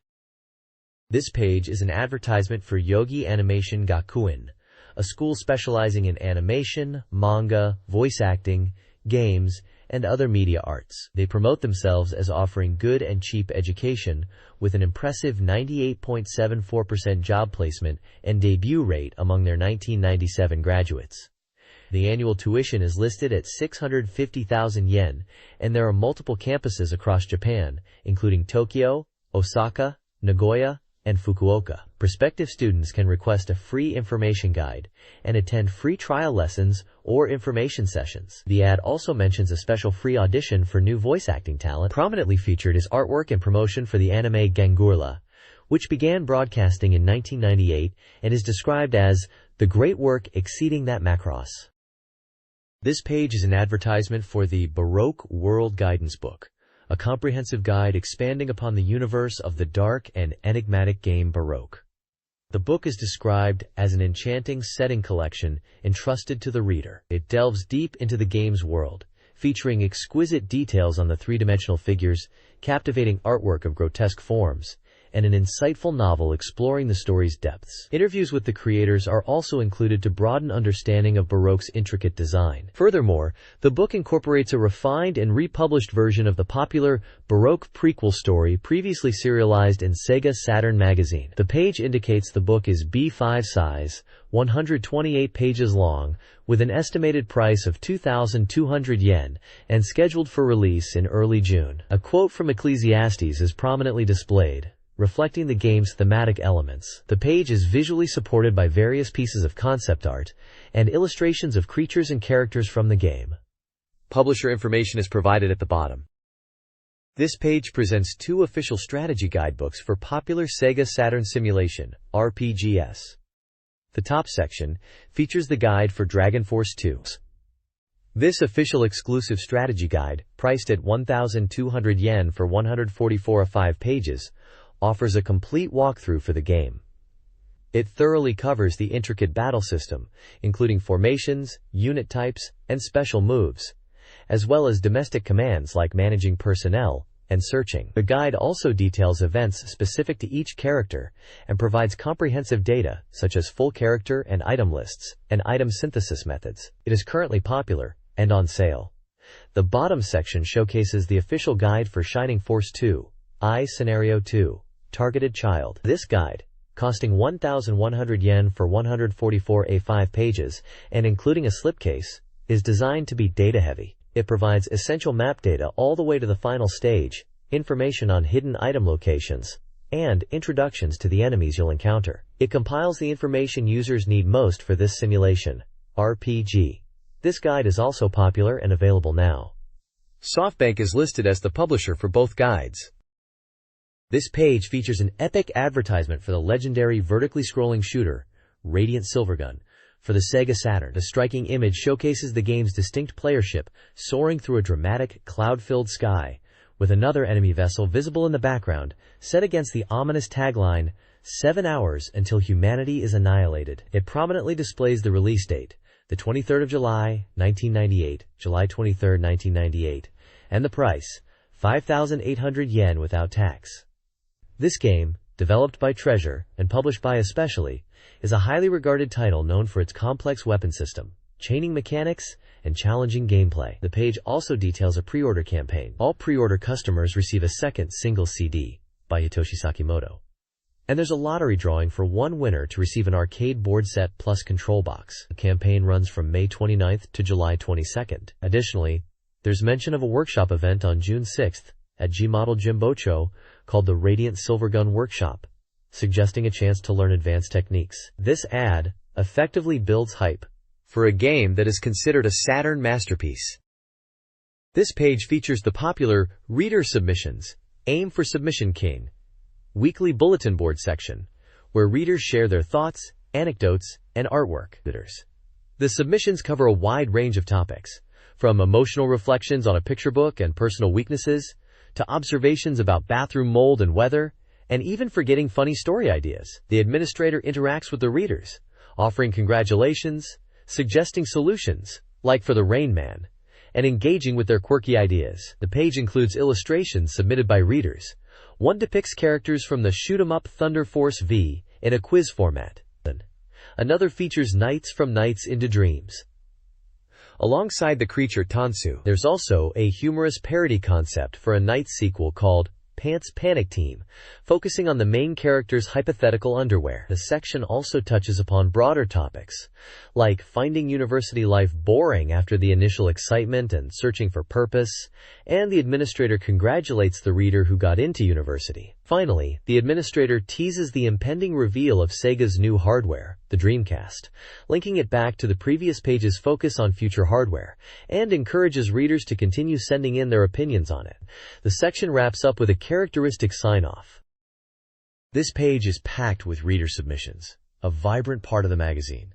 The top left features 4 Coma, a section with humorous 4-panel comics, One comic pokes fun at character appearance and possibly character customization or glitches. Another touches upon a poignant moment in Phantasy Star Inn, focusing on the death of a character and the player's reaction. Other comics depict readers attempting character poses and the ongoing saga of a father getting hooked on video games. To the right is the Love Do You Love Me section, where readers pour out their hearts about games, characters, or fellow players. These range from romantic feelings towards virtual characters to deep appreciation for in-game moments or connections formed through gaming, showcasing the emotional depth games could evoke. The central section, Cyber Shopping Boys and Girls, focuses on readers' experiences buying games or related items through mail order or other non-traditional means. Submissions here mention specific games, like the Virtual Boy title Panic Bomb and the SEGA Saturn's Adventure of Senilmos, discussing purchase details, prices, and personal satisfaction or disappointment. Towards the bottom, the Heart-Pounding Sexual Experience section provides a space for submissions with more adult themes, catering to a different facet of the readership's interests. This page collectively paints a picture of a passionate and diverse gaming community, sharing everything from lighthearted humor and emotional connections to consumer experiences and personal reflections on the games they play. This page is a lively collection of reader submissions. The top section, titled, "I Hate This Kind of Thing," features complaints about annoying aspects of games, including poor voice acting, specific game genres like sports simulations, and unusual game concepts. Readers vent about things like mandatory game mechanics, awkward social interactions in games, or even the annoyance of buying games. The Working Older Brother Burning Rangers section includes small, humorous comic strips and reader comments, some seemingly philosophical or observational, and a peculiar question about different types of divine beings, possibly reflecting inside jokes or ongoing discussions within the magazine's community. Further down, the Higashikana's Boys Only After School Club, despite the title, the submission details mention it's for girls only, showcases reader anecdotes that blend gaming and real life. Submissions include stories about mistaking a concert for a game event, like one related to sentimental graffiti, observations from arcade visits, and personal reflections. This section also features fan art for a fictional Waku Waku Doki Doki dungeon and poses a playful puzzle based on the characters. Finally, the Still Accepting Submissions panel serves as a comprehensive guide to all the active reader corners, inviting contributions for weekly news, illustrations, personal experiences, gaming purchases, manga, expressions of passion for games and characters, complaints, gaming knowledge, rumors, and questions and answers, emphasizing the reader-driven nature of these pages. The SEGA Saturn Fan Gallery showcases reader-submitted artwork and comments, highlighting the console's passionate community. This edition features illustrations inspired by games like Panzer Dragoon Zwei, Ezel, Code Geass, Gundam, and Darkstalkers 3, Vampire Savior, with a special section dedicated to the fighting game. Lele, Shienko, is featured. The This Week's Best Award goes to a piece combining Nights into Dreams and Sonic the Hedgehog. The next theme for submissions is Sagata Sanshiro. Submissions should be made with black ink and are rewarded with points exchangeable for prizes.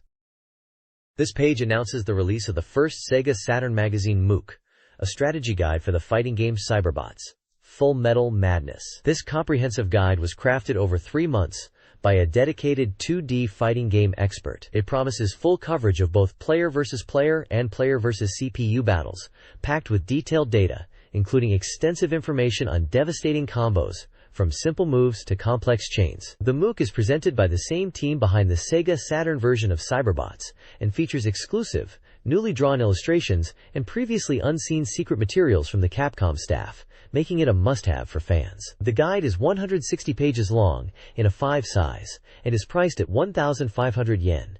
It is currently available for purchase.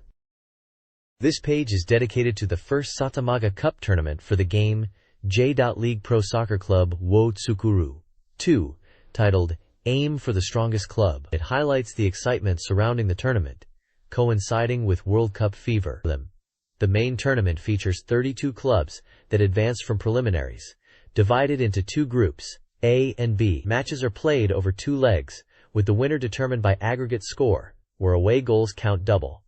If scores are tied, replays continue until a winner emerges. The page also details the prizes for the tournament winners. The first place club receives a favorite game and a commemorative t-shirt. second place gets a favorite game, and third place gets a commemorative t-shirt. Additionally, one participant will be randomly selected to receive a replica uniform of their club. The page displays the brackets, showing the results up to the semifinals for both Group A and Group B in the 20th year division. These brackets list the participating clubs, their managers, formations, and chosen tactics, such as counter, zone press, and variations of attack/defense strategies. The article notes the effectiveness of the zone press tactic in the previous 10th year division tournament, and speculates on its impact in this year's competition. Screenshots show gameplay action and possibly managers strategizing. This page concludes the group final matches for the 20th year division tournament in J-League Pro Soccer Club Wo Tsukuru 2, following up on the bracket progress shown previously. In the group of final, Nagasaki Salire faced Leone Gifu, with Nagasaki Salire winning the first leg 31 and the second leg ending in a thrilling 44 draw, giving Nagasaki Salire an 116 victory on aggregate.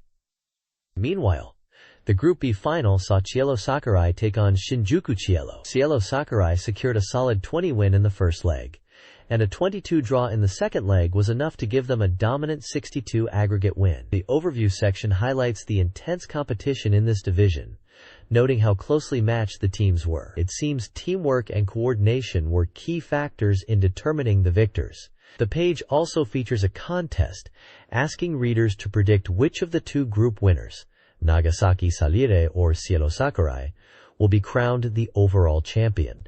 Participants can submit their predictions along with insights into elements like total goals and special plays. To help readers, password data for both finalist clubs is provided, allowing players to potentially examine their strengths within the game itself. The ultimate showdown between the group champions will be featured in the upcoming Volume 20 issue. This page features the second installment of Noriyuki Iwadere's column, where the renowned composer gives us a look into his world. First up, he reports on a live show by his longtime friend, Don Macau, celebrating the release of his new album. Iwadere gives his impressions of the performance and the album, noting its style which is distinct from Don Macau's work in game music. There's also a brief mention of a dance performance where Iwadere is providing the music. Moving on to music releases, Iwadere reviews the Grandia Original Soundtracks 2 for the Sega Saturn. He discusses this 2-disc album, highlighting the separation into orchestral and synthesizer tracks, and mentioning some key pieces like Justin's theme. He touches on fan feedback and the contents of the album release. Finally, Iwadere gives us a peek at his studio gear, introducing the Korg Trinity Plus synthesizer keyboard. He talks about how essential this instrument is for his music creation, particularly his work on games like Grandia, praising its sound and features. He also mentions adding a TR rack module to his setup. It's cool to see the tools behind the tunes we love. This page is a huge announcement for Sega fans. It reveals Sega's brand new hardware, finally taking the wraps off the Dreamcast. This report dives into the details from the announcement event held on May 21st, giving us a first look at the power and future of this dream machine. The biggest news is the release date. The Dreamcast is set to launch this year on November 20th, 1998. The price for the console unit is expected to be somewhere between 20,000 and 30,000 yen. At launch, there will be 5 titles available. The page also includes a timeline, highlighting the journey to this reveal, starting from the initial announcement of new hardware development by Sega Enterprises chairman Isao Okawa in January 98, through the swirling rumors and the invitation to the event, to the reveal itself on May 21st and the presentation by Mr. Irakura. This marks the beginning of a new dream for Sega. The iconic orange spiral logo of the Dreamcast is featured prominently on the page. This page delves deeper into the announcement of the Sega Dreamcast. Following up on the reveal from the previous page, it explains the philosophy behind the name Dreamcast, which combines dream and broadcast, signifying Sega's ambition to spread a new dream game world globally, evolving beyond traditional TV games into a digital entertainment system for the 21st century. The orange spiral logo symbolizes the expansion of possibilities and human potential. The report highlights the console's powerful specifications, achieved by pooling Sega's resources and collaborating with leading partners. It features the high-performance Hitachi H4 CPU, with an integrated 128-bit graphics engine, PowerVar 2 graphics capable of over 3 million polygons per second, 16 MB of main memory, a built-in 3.6 kilobits per second modem, and a custom version of Windows CE for the operating system. The console uses Klydraw media and supports advanced graphical effects like bump mapping, fog, alpha blending, and anti-aliasing. Data saving is handled by the innovative Visual Memory Unit, a portable information terminal. The development was guided by 3 core concepts: achieving the highest possible expression of image and sound, providing a versatile and open development environment, and proposing entirely new possibilities for play in the coming century. The page includes photos of the Sega president, likely Shoichiro Irimajiri, holding the console and speaking passionately at the packed press conference. This page continues the exciting reveal of the Sega Dreamcast, proclaiming the birth of a true entertainment machine. Following up on the previous presentation by Sega's top brass, including Mr. Irimajiri, this report dives deeper into the system's groundbreaking technology. It highlights the console's impressive specifications, designed to deliver top-tier graphics and sound. The Power VR2 graphics chip, co-developed with NEC and Videologic, is confirmed to be capable of rendering over 3 million polygons per second, promising stunning visuals. For audio, the system features Yamaha's advanced super intelligent sound processor, supporting the XG format and 64-channel ADPCM, leveraging Yamaha's expertise in electronic instruments for rich and expressive soundscapes. A significant point emphasized is the adoption of a custom version of Microsoft Windows CE as the standard operating system, a first for a home console. This choice is intended to provide a powerful and open development environment, significantly improving software development efficiency and enabling the delivery of the strongest content. The page also lays out the path to release. Look forward to software title announcements in mid-September, hands-on demonstrations for the public at the Tokyo Game Show in October, special pre-launch events including a Launch Eve festival, and nationwide digital circus demonstrations. The confirmed release date for the Dreamcast is set for November 20th. Images on the page proudly display the sleek white console and its controller.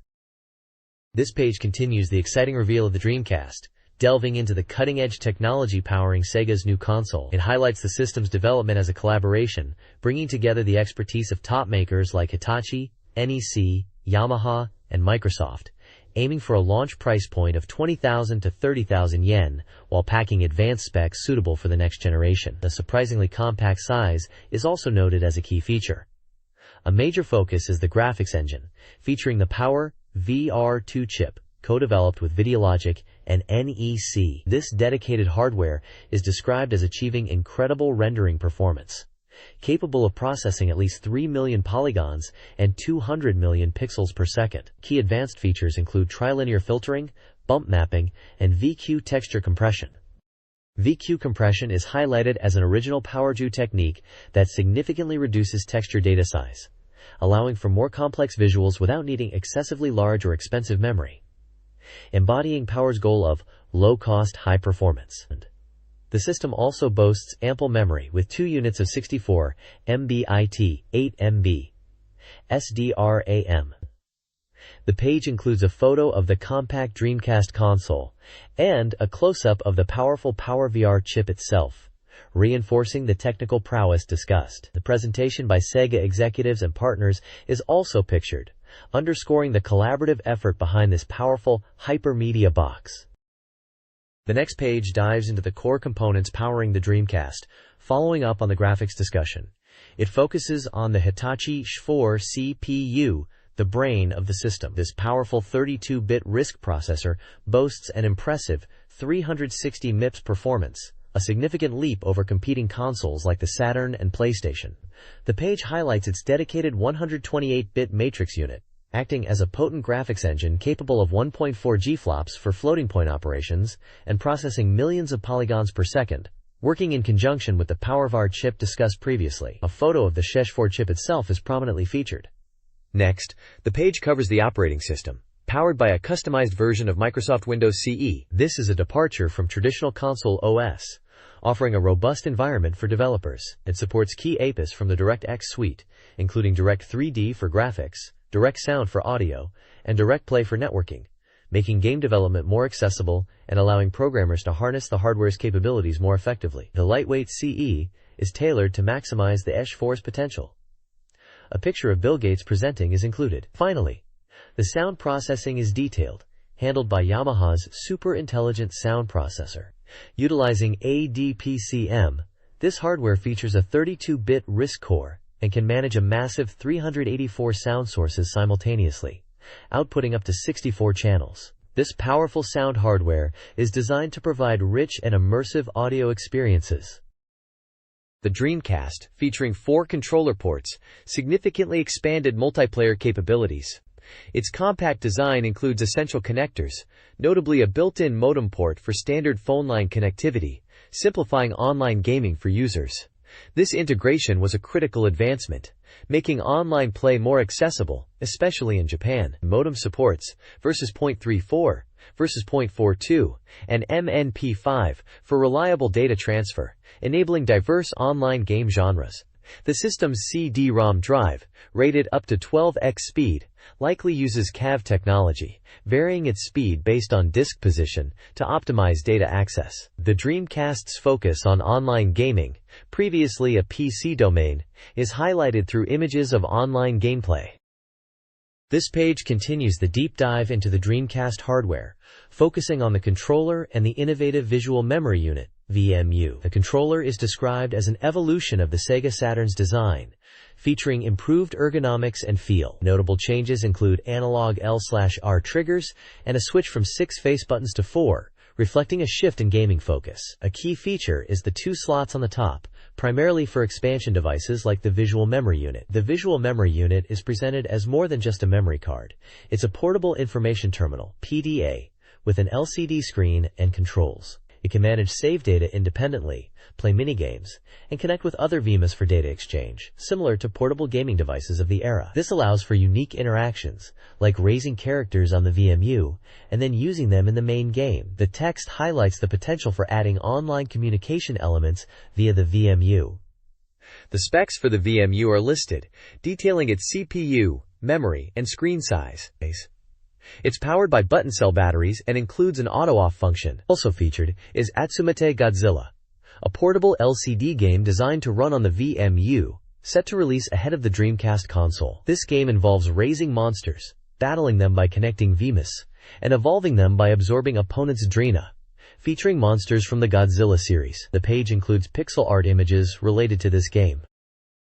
The next page showcases the true power of the Dreamcast, highlighting a remarkable real-time 3D demo. The main headline declares, "This is the Dreamcast's true power," emphasizing that countless cityscapes in a giant space move freely in real time. The demo itself, created in a mere 10 days by a small team of only 3 staff members, 1 designer and 2 programmers, features a large city with a prominent tower, presented as a vast, explorable environment. It's confirmed to be running on actual Dreamcast hardware, not a pre-rendered movie, demonstrating the console's ability to render complex scenes dynamically. Featured prominently is Yu Suzuki, head of Sega's AM2 division, who provides commentary on the demo's creation. He explains the demo was inspired by things he liked, specifically referencing Babel 2, the popular manga/anime series. He notes that despite the short development time, this demo only utilizes about half of the hardware's potential,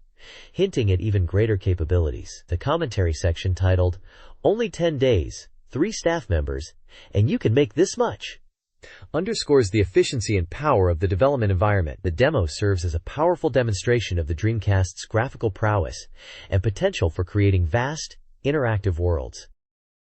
This page continues the deep dive into the Dreamcast's power, focusing on the Tower of Babel demo. The article highlights the demo's impressive technical feat, rendering 3 million polygons, especially considering it was produced in a remarkably short 10-day period. Featured is Kenji Sasaki, known for his work on the Panzer Dragoon series, and a Kizel, Panzer Dragoon RPG. He shares his experience working with Yu Suzuki on this project, noting the positive collaboration and the feeling of creating something like a dream prologue with the highly detailed cityscape. The staff responsible for the demo are listed: Director Yu Suzuki, designer Kenji Sasaki, and programmers Takashi Endo and Tomoaki Saito. The text delves into the demo's smooth performance and the ease of development on the Dreamcast hardware. It discusses how the system can effortlessly display huge environments, even with complex lighting and color changes, without resorting to standard optimization techniques like clipping. The ability to freely fly through the detailed city using the controller is emphasized as a key feature that truly showcases the hardware's capability. The general consensus is that the Dreamcast offers significant power and flexibility for creators. A small image shows players experiencing the demo firsthand, highlighting the immersive depth of the city environment. This page continues the detailed examination of the Dreamcast's remarkable CG capabilities, focusing on the Dreamcast live demonstration featuring Irison. The article highlights the historical significance of May 21st, presenting the demo featuring Sega president Hidekazu Iri as a pivotal moment. Designed to showcase the Dreamcast's expressive power, this approximately 3-minute demonstration featured Mr. Iri in various forms and scenarios within a CG world. The page lists the impressive staff behind the demo, including notable Sega figures such as President Hidekazu Iri as the actor, producer Tetsuya Mizuguchi, character designer Naoto Oshima, programmer Takuya Matsumoto, technical supervisor Michael Arias, and supervisor Yuji Naka. A scene-by-scene breakdown reveals the demo's progression, starting with the opening title. It then moves into a dynamic sequence where a 2D photo of Mr. Iri transforms into a surprisingly realistic 3D model, complete with narration and English subtitles. The highlight appears to be the segment titled, Mr. Iri Goes Wild in the City, depicting surreal events like a flying golf ball with Mr. Iri's head, rising buildings, helicopter appearances, and Mr. Iri breathing fire, all showcasing the system's ability to render complex, action-packed scenes. The article notes that each scene effectively utilizes various effects, demonstrating the Dreamcast's potential for vibrant and detailed visuals. This page delves further into the captivating Dreamcast live demonstration featuring Irison, continuing the exploration of the system's CG capabilities. Producer Tetsuya Mizuguchi shares his perspective, emphasizing that the demo aimed to convey the Dreamcast's brilliance rather than just technical specs. He believes the key to future games lies in adventure power, pushing creative boundaries. The production process is detailed, highlighting collaboration across Sega departments and the use of AM2 tools for development. Initially focusing on realistic face capture, the team found that expressing personality was more impactful, leading to the demo's dynamic presentation. The section on 3D and face capture specifically notes using the latest capture technology at AM2 for modeling President Iri, involving multiple recording sessions. Further scenes from the demo are showcased. Scene 3. Mr. Iri's 7 transformations illustrates effects like lights orbiting Mr. Iri, reflective surfaces, and a model transforming into a golf ball head, demonstrating diverse CG techniques. Scene 5. Mr. Iri's clone/scaling shows Mr. Iri's face, scaling up and down, followed by multiple smaller faces, highlighting the system's ability to handle numerous animated models. The demo concludes with Scene 6.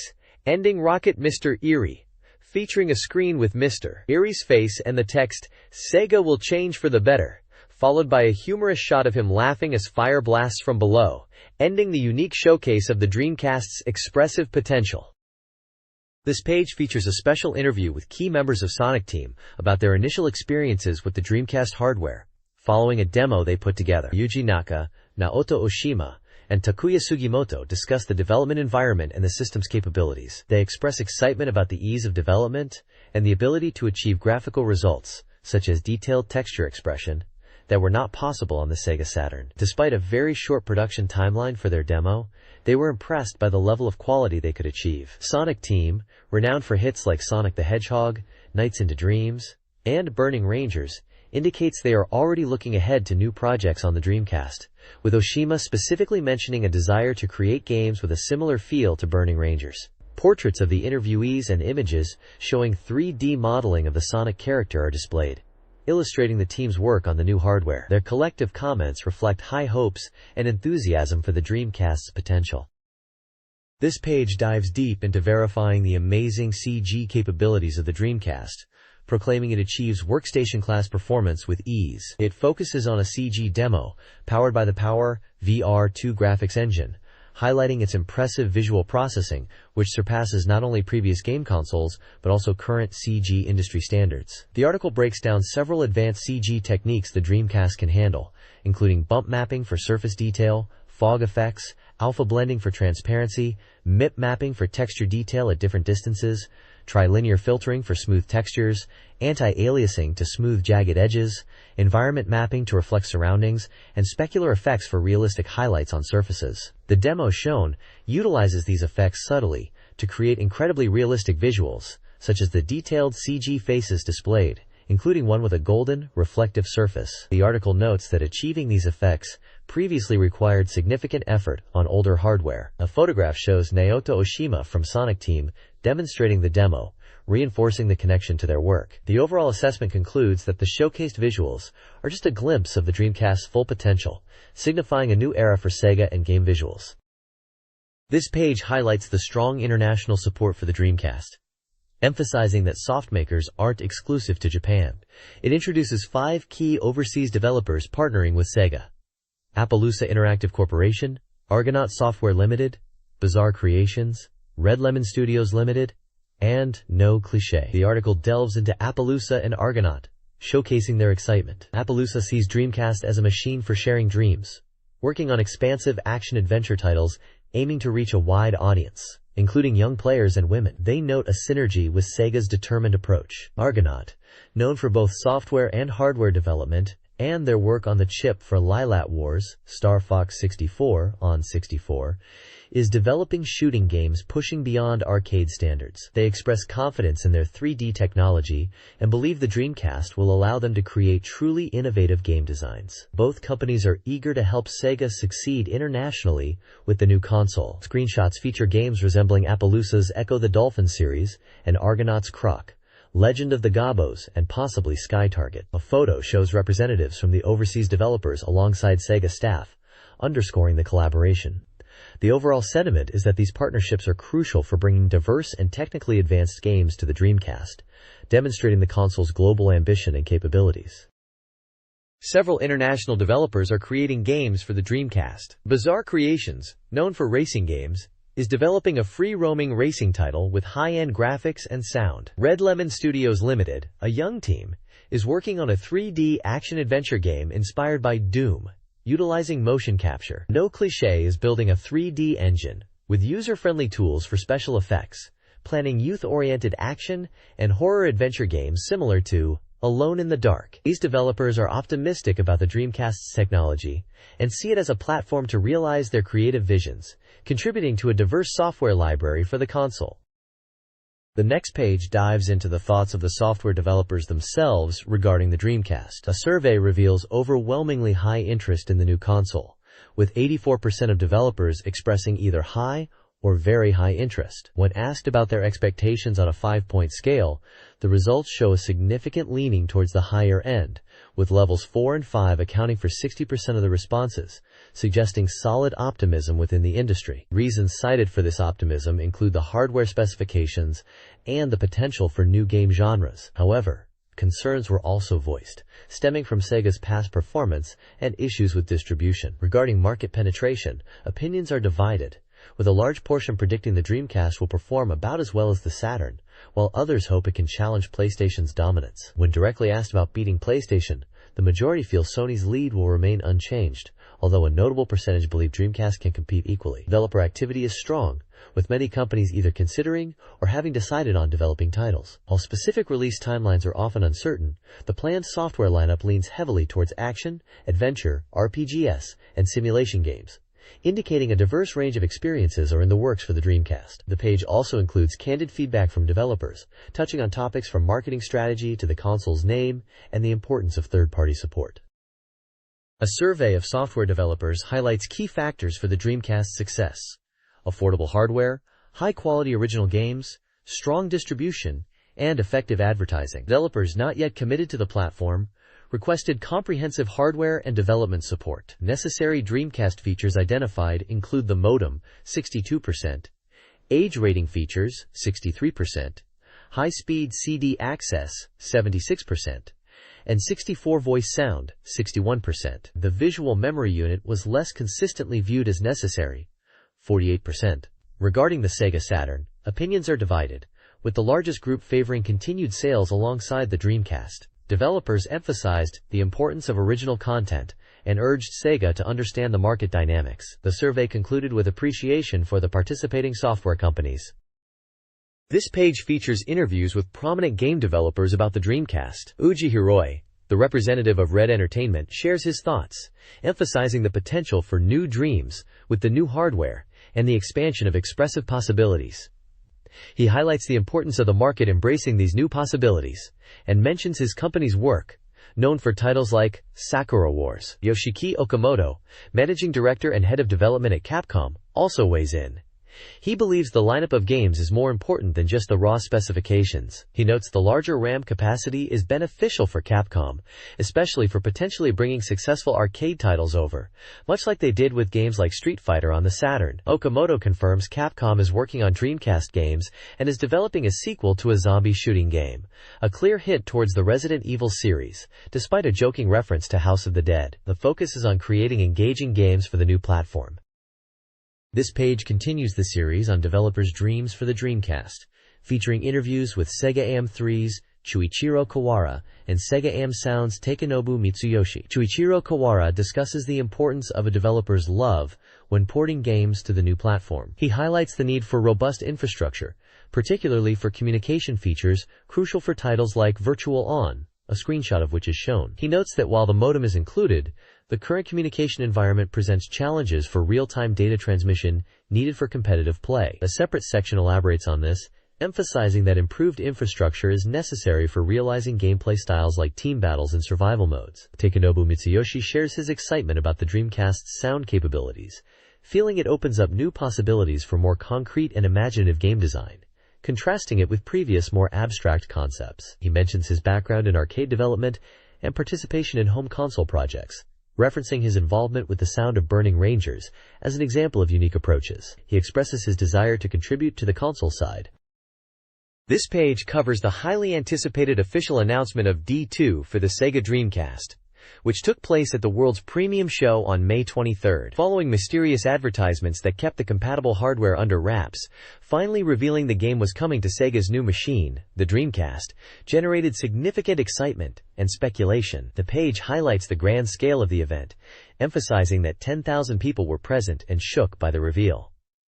D2 is confirmed as an action-adventure title developed by Warp. It was scheduled for release in winter 1998, with a provisional price of 5,800 yen. The announcement marked a new challenge for Warp on the Dreamcast platform. The page features the prominent D2 logo, images from the event stage with a large audience, and the distinctive Warp WARP-TV screen branding. The next page continues coverage of the D2 announcement event, focusing on the live demonstration of the game running on the Sega Dreamcast. The large vertical title translates to Director/Supervisor Kenji Ino, Main Character Casting starring Laura, highlighting the game's director and protagonist. The page details how the event featured a demonstration of D2's graphics and gameplay in real time, showcasing the impressive, highly detailed polygon rendering of snowy landscapes and the character, Laura. The visuals were so advanced, particularly close-ups of Laura's face, that attendees initially mistook them for pre-rendered CG movies. The live gameplay footage, a first official public reveal on the Dreamcast, generated significant excitement among the 10,000 attendees. The page also introduces key individuals involved, including Warp director Kenji Ino, actress Chisato Yamashiki, creative director Naoki Sakai, and Sega's Toshiro Kazuka. Chisato Yamashiki comments on her friendship with the team and her admiration for Ino's cinematic style, expressing anticipation for D2 on the Dreamcast. Images show Kenji Ino presenting, and photos of some of the featured individuals. Screenshots from the game show Laura on a plane and in the snowy environments.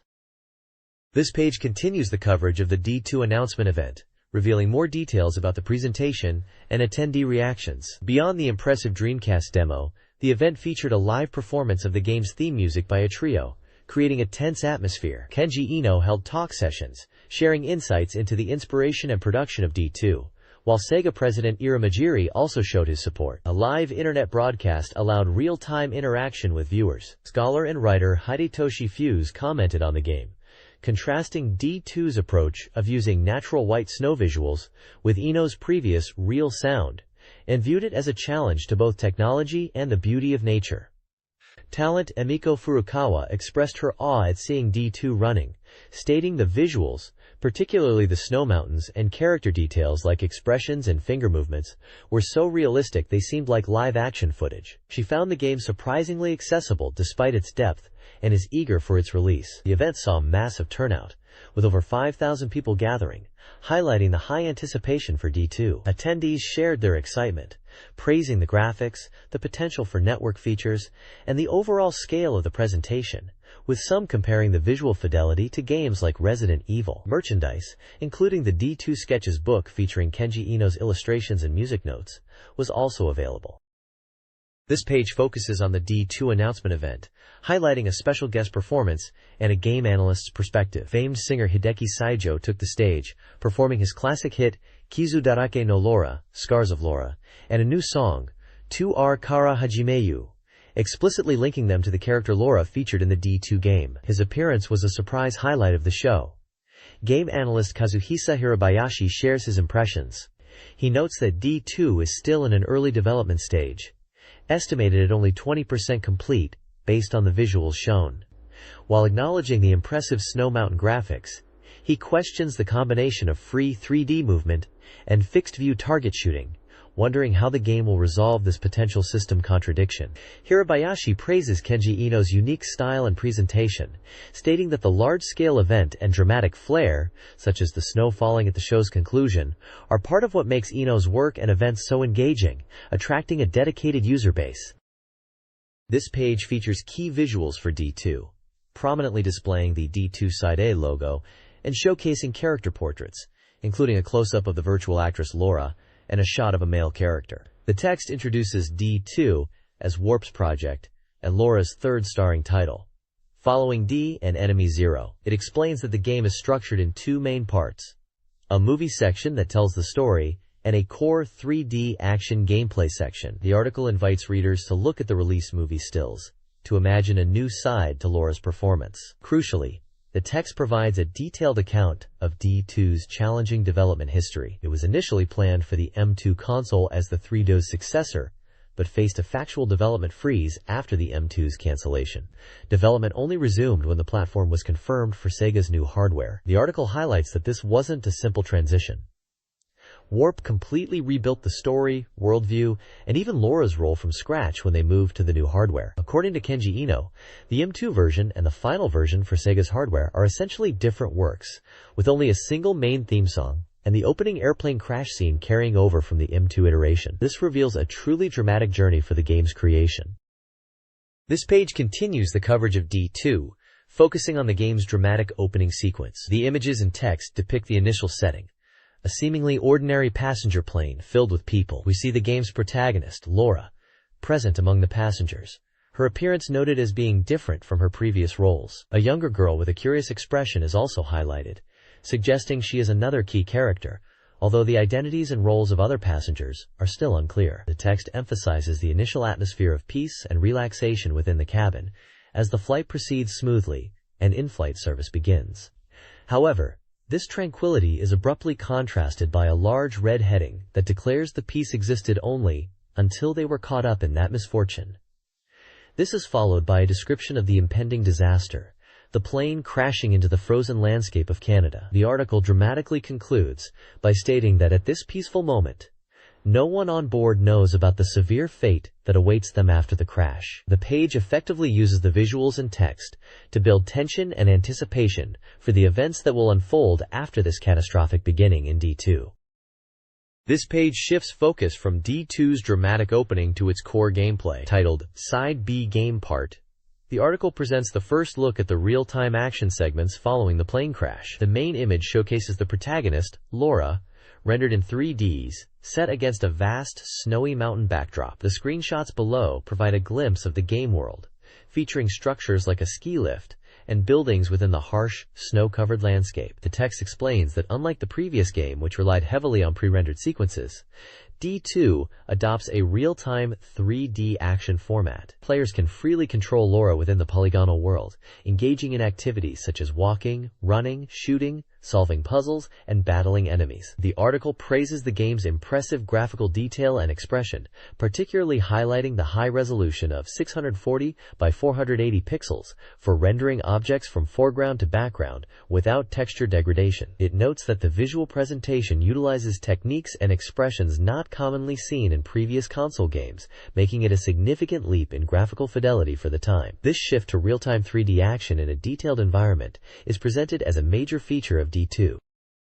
This page delves further into the gameplay of D2, specifically highlighting the freedom of movement and the expansive real-time 3D world. The article showcases the ability for players to explore the snowy environment from Laura's perspective, with clear detail visible on objects regardless of distance. It emphasizes the dynamic camera system that shifts viewpoints based on the player's actions, creating a more cinematic experience. Graphical fidelity is a key focus, featuring the use of transparency processing for realistic explosion effects, demonstrating the game's visual polish. The page also highlights an impressive day-night cycle, showing how sunlight changes throughout the day, affecting the atmosphere and lighting of the environment beyond simple color shifts. Furthermore, it discusses the implementation of partial light sources, such as the muzzle flash from Laura's weapon at night, adding to the visual realism and production value. This continued look at D2 reinforces its status as a graphically advanced title, with a focus on immersive real-time exploration and dynamic visual effects.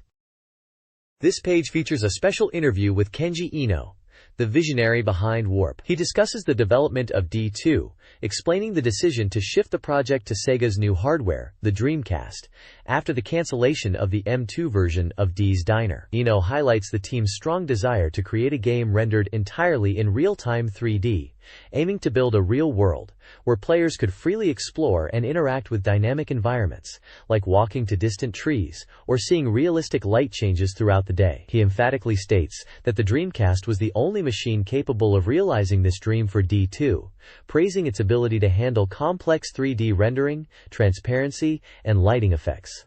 Ino also clarifies that D2 is a sequel to D's Diner in spirit, born from the same creative drive, although the actual game content is distinct. He reflects on his journey since developing D and Enemy Zero, feeling he has returned to his roots. This interview with Kenji Ino focuses on the development of D2, particularly its 3D rendering of nature. Development began in the fall of the previous year, drawing from an unreleased Real Sound 2 scenario. The core gameplay, emphasizing 3D exploration and adventure, solidified by February.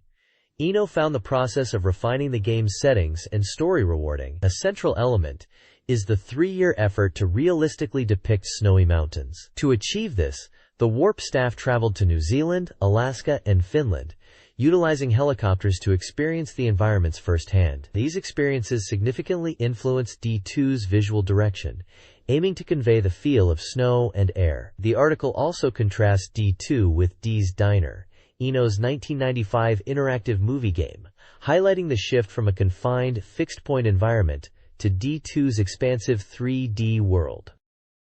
This page continues the interview with Kenji Ino, delving into the themes and design philosophy behind D2. Ino explains the decision to make the protagonist female, stating the goal was to portray the appearance of a living human in a vivid way. He contrasts D2 with the previous game, D, highlighting the shift from a confined, fixed-point environment to the open, natural world of D2's snowy mountain setting. A key element discussed is the atmospheric use of the color white. Ino believes white is excellent for reflecting light and time, sparking imagination and creating a subtle sense of fear about what might be hidden within the vast, white landscape. He describes D2's design goal as creating a game that is scary but fun and easy, moving away from the high difficulty and complex controls of D. The focus is on allowing players to freely explore the 3D space based on their curiosity, rather than demanding precise technical skill. Ino provides examples of environmental gimmicks, such as enemies emerging unexpectedly from behind trees or the snow, to keep the player engaged in the large world. The page includes a large portrait of Kenji Ino and a smaller image possibly depicting a scene from the game's first-person perspective. This page continues the interview with Kenji Ino regarding D2. He discusses the game's combat system, describing events where enemies appear when opening things, giving it an RPG-like feel. Ino mentions his preference for realistic enemy appearances and behaviors. The discussion then shifts to the protagonist, Laura. Ino explains that Laura is a character born with a tragic fate, a strong woman who faces adversity and fear head-on. He enjoys portraying female characters who show real emotions like crying, anger, laughter, and surprise, contrasting this with typical stoic male heroes. Ino believes depicting these raw, living aspects of humanity is best done through female leads, stating he always wants to use women in this way. He notes that D2 marks Laura's third appearance, suggesting it might be the conclusion of her story. Finally, Ino talks about potential expansions for D2 through communication features or downloads, such as changing background music or adding new dungeons. He views these not as paid content, but as a service to add value, not reflected in the game's base price. The page features a large portrait of Kenji Ino and text, indicating that more details on D2 will be revealed in the next issue. A small screenshot possibly shows a scene from the game. This page looks back at the Dreamcast announcement event and the subsequent party, capturing the excitement around Sega's new console. It features photos of various attendees, showcasing a mix of game industry figures, celebrities, and notable personalities like Iron Chef Sakai, who prepared the food for the event. Game developers like Oji Hiroi of Red Company and Yoshiki Okamoto from Capcom were present, alongside figures from Chunsoft, Atlus, and Sega itself. The page highlights the upcoming software for the console, particularly focusing on the announcement of the first wave of titles on May 23rd. D2 is prominently mentioned and shown, with indications of extensive future coverage for the game. The editor-in-chief provides commentary, reflecting on the Dreamcast's capabilities, such as its focus on real-time 3D graphics and network features, positioning it as a powerful machine. He expresses anticipation for Sega's new direction and the console's launch on November 20th. Further details regarding the hardware and software lineup are expected later in the year. This page showcases a collection of game-based anthology comics published by SoftBank. The top section introduces the 4DX series, with volumes dedicated to the massive Game Boy hit, Pokémon, and the PlayStation fighting game Battle Arena to Shinden. These feature comedic 4-panel comics drawn by various artists, priced at 728 yen each for 136 pages. The lower section presents the Super Game Anthology comic series, featuring several popular arcade and console titles. These include a Battle Arena to Shinden anthology, with comics and illustrations by artists including official character designers. There's also an anthology for Super Real Mahjong PV Paradise, featuring original stories with characters from the Mahjong series. The fighting game Power Instinct 2 is featured with an anthology comic, as is the popular Capcom fighter, Darkstalkers, Vampire Hunter. Each of these anthologies compiles new comics and illustrations by various artists, with prices ranging from 854 to 1,068 yen, and page counts between 200 and 240 pages. The page highlights these publications, likely aimed at fans of the respective game series, and indicates they feature contributions from luxurious and official artists. The bottom provides publisher contact information. This page dives deep into the Sega Saturn sound novel, Machi, expressing immense excitement with the title Chinchikore Machi, and noting a surprising, unannounced increase in pages dedicated to the game, which has apparently delighted and perhaps slightly confused readers. The core of the page is a collection of comments and discussions about Machi, from staff members Ume and Tetsu, known affectionately as the Machi Fanatics, and potentially reader contributions. They wax lyrical about the game's narrative quality, describing it as being like a compelling novel. They discuss its unique multi-perspective storytelling, the impact of hidden scenarios, and its surprising replayability. There's a photo section where readers attempt to recreate scenes from the game, highlighting the community's engagement. A new corner speculates on the future, asking, what will Machi 2 Tentative be like? Pondering who the protagonist might be, and discussing potential hidden scenarios, showing anticipation for a sequel. The page features various illustrations, including a large drawing of many faces labeled, "Everyone assembled this week," and some smaller comic panels related to the game. The passion for Makichi is evident throughout the page, showcasing its impact on the players and staff.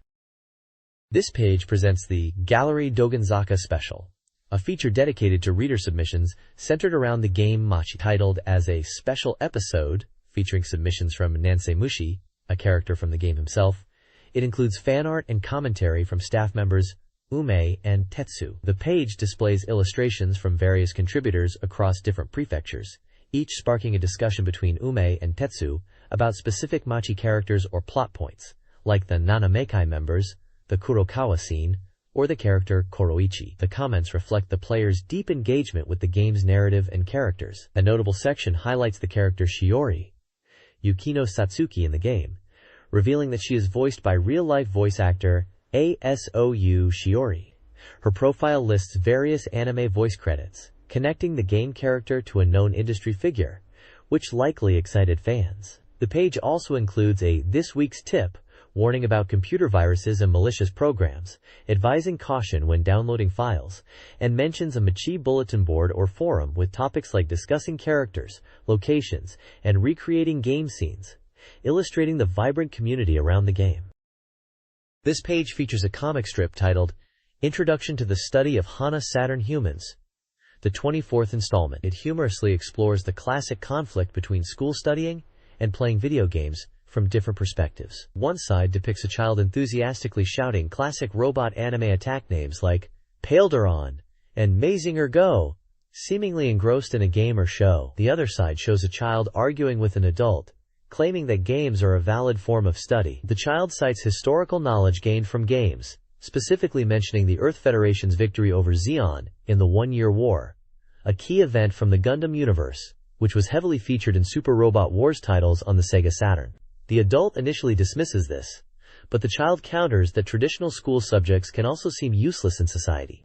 Ultimately, the adult concedes and agrees to buy the child a SEGA Saturn and the Super Robot Wars series, acknowledging the appeal and perhaps the unconventional learning opportunities presented by these games. The comic uses humor rooted in popular anime and game culture prominent on the platform, highlighting the generational divide regarding hobbies and education, and celebrating the passion gamers have for the worlds they engage with.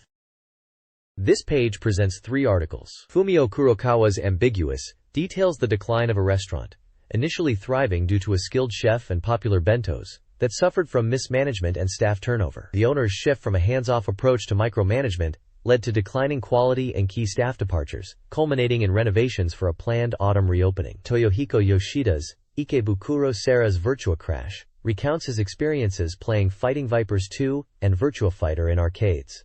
He praises Fighting Vipers 2 and discusses strategies with other players, including a Virtua Fighter tournament in Niigata. Finally, Yukun This Week showcases a photo of a baby sleeping on a Shinkansen train, playfully speculating about their future career in editing or programming.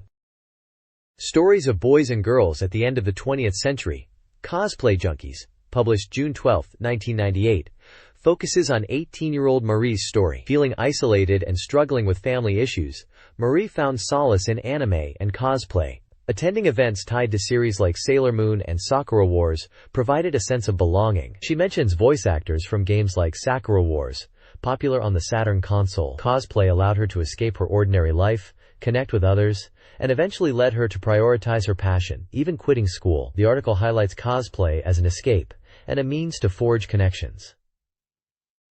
A sidebar contextualizes the series within the context of social issues facing teenagers at the time. The page features photos by Takashi Hama, though they are not directly related to the story.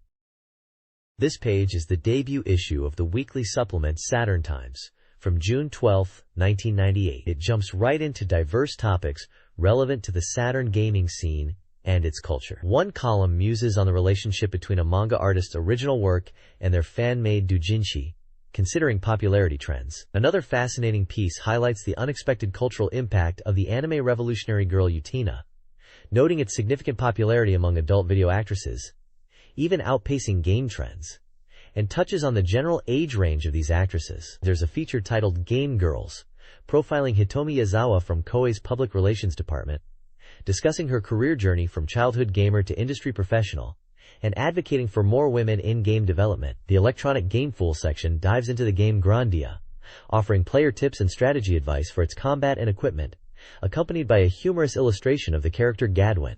This section also features a recurring Tasteless Project segment tied to Gadwin, seemingly a running joke within the publication. A brief report mentions a curious sighting of a Sega Saturn on a street corner in Shinjuku, wrapped in rumors of suspicious activity. Overall, this issue promises to cover a wide range of subjects appealing to Saturn enthusiasts, including deep dives into specific games and reflections on the surrounding subcultures. This page is a reader survey postcard, clearly designed to be cut out from the magazine. It provides instructions on how to properly fill out the survey form, showing examples of correct and incorrect ways to write numbers in the boxes for machine processing. The survey aims to capture reader demographics, gaming habits, and opinions. The questions cover a range of topics, including personal details like gender, age, and occupation, as well as gaming-specific inquiries, such as the number of Sega Saturn games owned, and which gaming magazines readers frequent.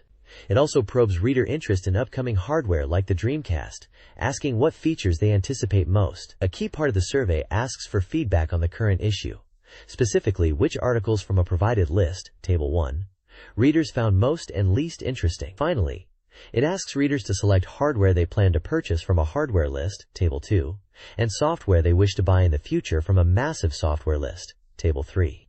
This provides valuable insight into reader preferences and anticipation for upcoming releases and hardware trends in mid-1998. Koei is promoting a selection of games, highlighting masterpieces. Leading the charge are two titles from the Nobunaga's Ambition Strategy series, Shouseiroku, touted as the best in the series, and Sengoku Gun Yuden, emphasizing tactical depth. Also featured is Winning Post 3, a realistic horse racing simulation with real jockeys, and Monster Race, a monster racing game.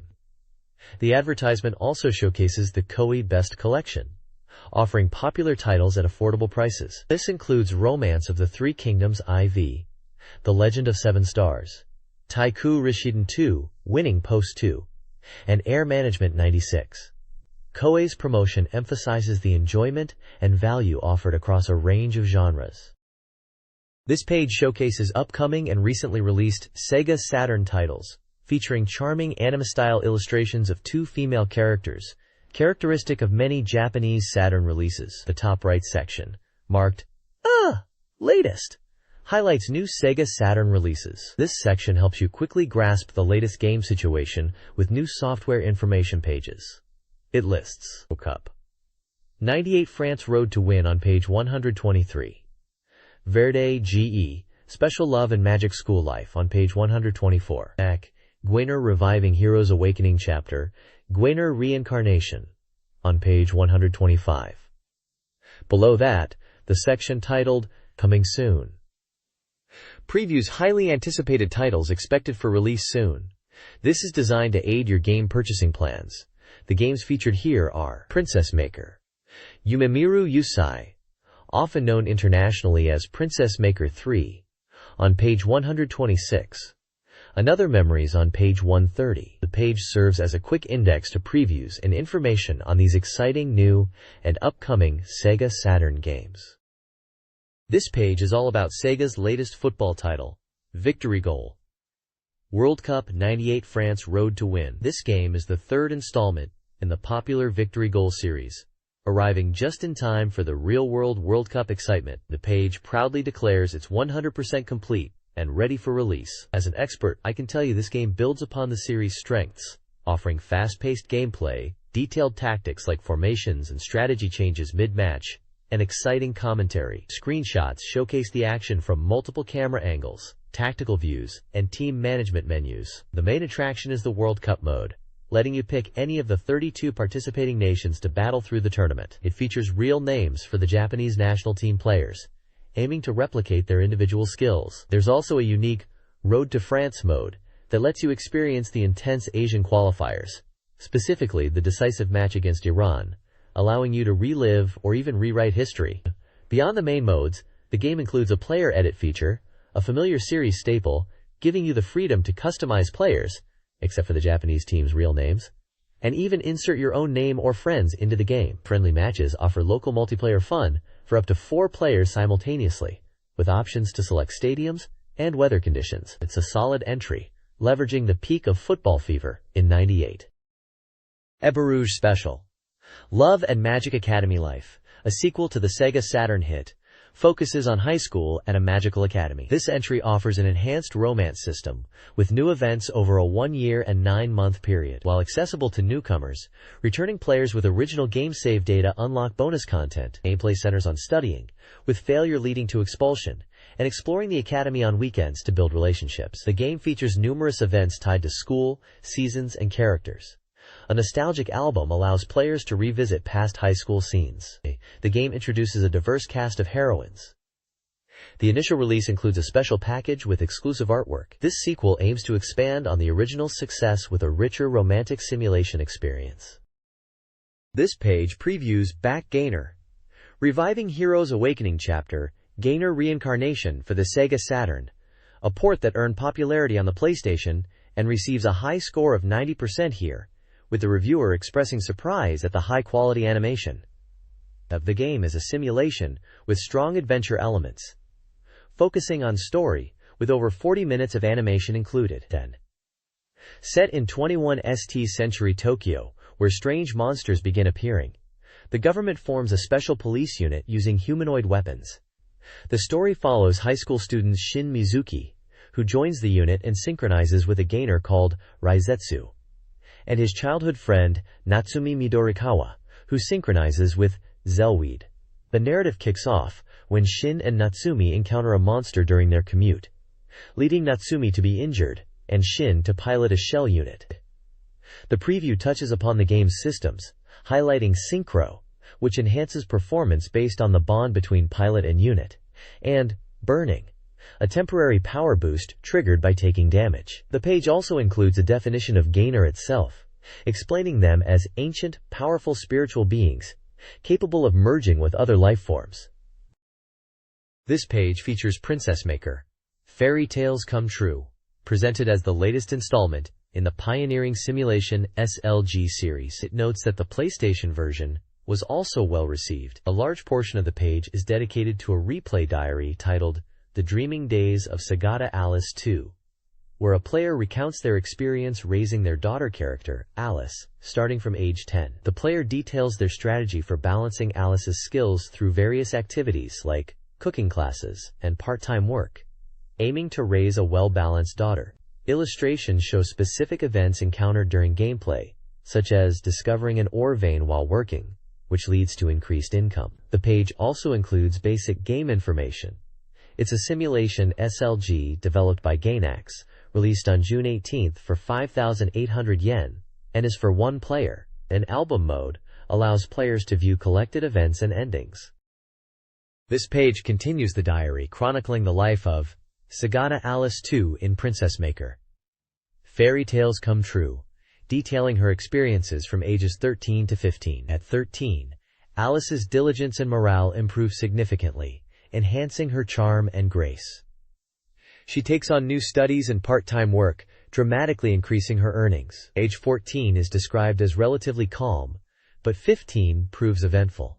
Alice begins a new part-time job at the palace after being scouted during a walk, and adds farm and dojo work to train stamina. A rival named Charmy appears in both cooking and dance classes.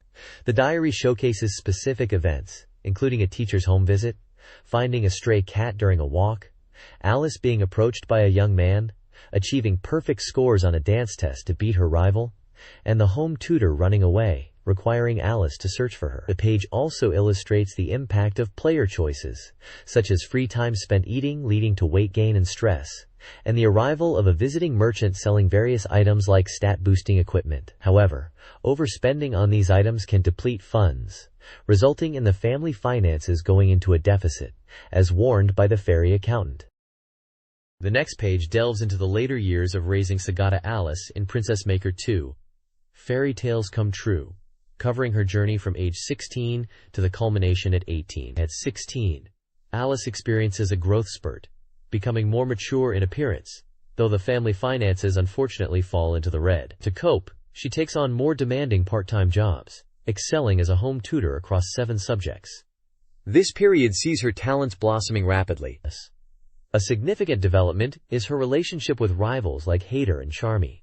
They transition from competitors to close friends. The page shows screenshots of Alice interacting with them, exchanging gifts for birthdays, and going out to relieve stress, indicating Alice's social world is expanding. Age 17 brings the spring of many worries, as shown with dialogue reflecting concerns about her body size, and even receiving a love letter, typical teenage angst. Despite this, the summer brings a much-anticipated vacation. She also navigates school choices, aiming for ones offering scholarships due to the financial situation, and continues her palace part-time work, where she frequently encounters a particular young man, hinting at a potential romantic path. The final section reflects on the 8-year journey leading to age 18 and the final schedule. The screenshots capture moments like Alice relaxing on the beach during vacation, receiving the love letter, and encountering the young man at the palace. The page concludes, pondering the end of the story and Alice's growth.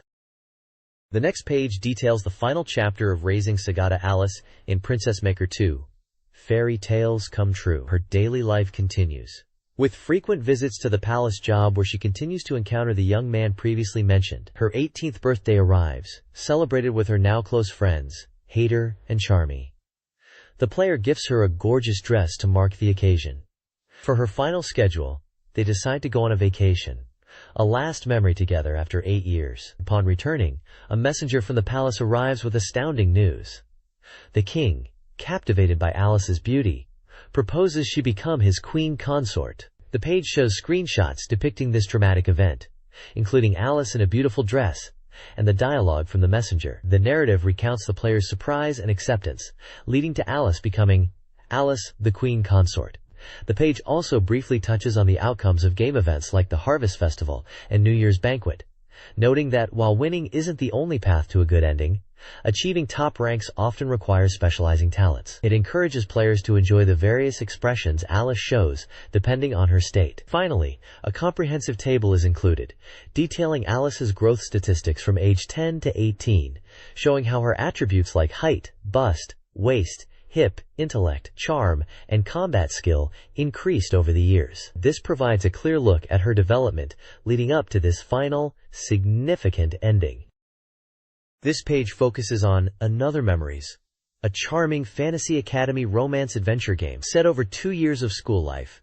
The game's core objective is to deepen your relationship with one of the heroines. It blends elements of adventure and raising simulation, emphasizing parameter adjustment as crucial to progress. What makes this game stand out is its intricate scenario structure. While the story branches based on which heroine you pursue, notable mysteries revealed in one character's route might link back or provide answers to events in another. This interwoven narrative is highlighted as a particularly impressive feature. The game features beautiful, soft, pastel-toned artwork that enhances the romantic fantasy atmosphere. Encounters with monsters are handled through a card battle system, and you acquire new cards through various methods. The page features screenshots showing character art, a classroom setting, and a battle scene, illustrating the game's visual style and some gameplay mechanics. It is noted as an adventure game suitable for all ages and for one player. This page dives deeper into the world of Another Memories, focusing on the daily life of the protagonist, Janus, at the academy. The game follows a cycle of weekdays and holidays. Weekdays primarily involve time automatically advancing, with events triggering adventure scenes. The frequency of events is highlighted as quite high. Holidays, on the other hand, are when the player has more freedom to act, engaging in activities like part-time jobs or exploring the town. Various discoveries can be made, and sometimes events occur on holidays too. Actions are limited to 3 times a day: morning, noon, and evening. A significant system introduced is the ego parameter. This parameter decreases when you choose less assertive actions. If it becomes too low, certain choices become unavailable. This ego parameter is described as a core mechanic that fluctuates considerably from the early stages of the game. The page also includes a section on the game's prologue, explaining how Janus enters the academy after being saved by a monster hunter. He is encouraged to join a peculiar club, the Magic Investigation Society, alongside many heroines. This section sets the stage for the 2 years of school life that follow. Screenshots show various scenes, including a character talking, an overhead view of the academy grounds, character stats and currency, and an interior room. The artwork maintains the soft, detailed style seen previously. This guide focuses on building relationships with heroines in Another Memories, specifically during the first and early second semesters. Key events, such as the midterm exam, partnering with Olivia, the summer training camp, introducing Ariane and Prince Stanley, and the summer solstice festival, guided by Marcia, are crucial for understanding the heroines' backgrounds and deepening your bond with them. Successfully navigating these events unlocks their stories. The guide also details core gameplay elements. Battles use spell cards with special effects and element cards for damage. Earning money through part-time jobs, unlocked by meeting specific criteria, is vital for character progression. Screenshots illustrate these events, card battles, and job mechanics.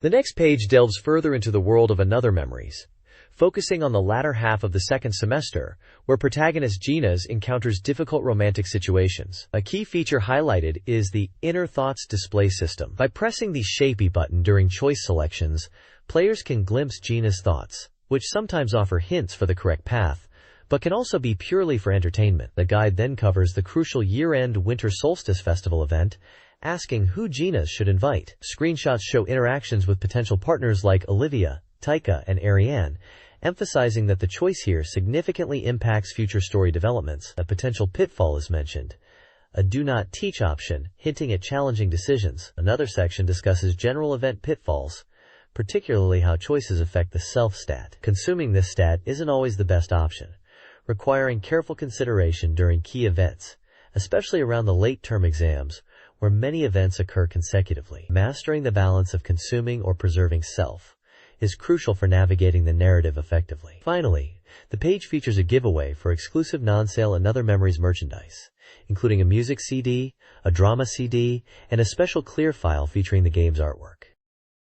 This page presents an interview with Haruhiko Okada, the representative director of Società Daikanyama, a software developer known for its unique history and focus. The company began by creating Mac-based CG and software, eventually transitioning into adult-oriented titles with the advent of CD-ROMs. Okada discusses their move into the console market, starting with involvement in the 3D version of Yakuken Special, and later developing for the SEGA Saturn. He highlights titles like Haunted Casino and Album Club RRATED, noting their approach to creating elegant perversion within the constraints of console regulations. The interview touches on the challenges of balancing ethical considerations and explicit content, explaining their focus on suggestive expression and careful depiction of characters. Okada emphasizes the importance of treating the female characters with respect, despite the nature of the games. The page traces Societa's evolution from their early PC/Mac software like Soft Machine, through their 3D entry and their notable SEGA Saturn releases.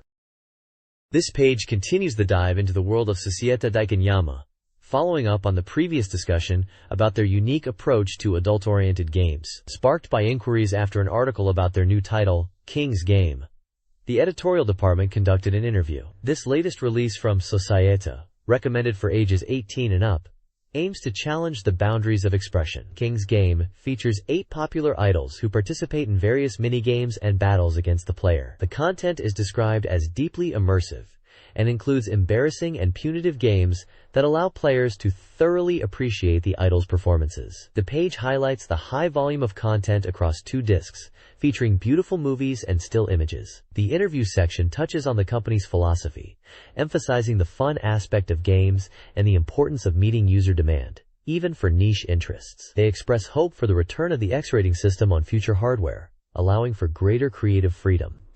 The page also features bonus information about hidden choices within the game's movies and details, a present campaign giving away special goods and telephone cards.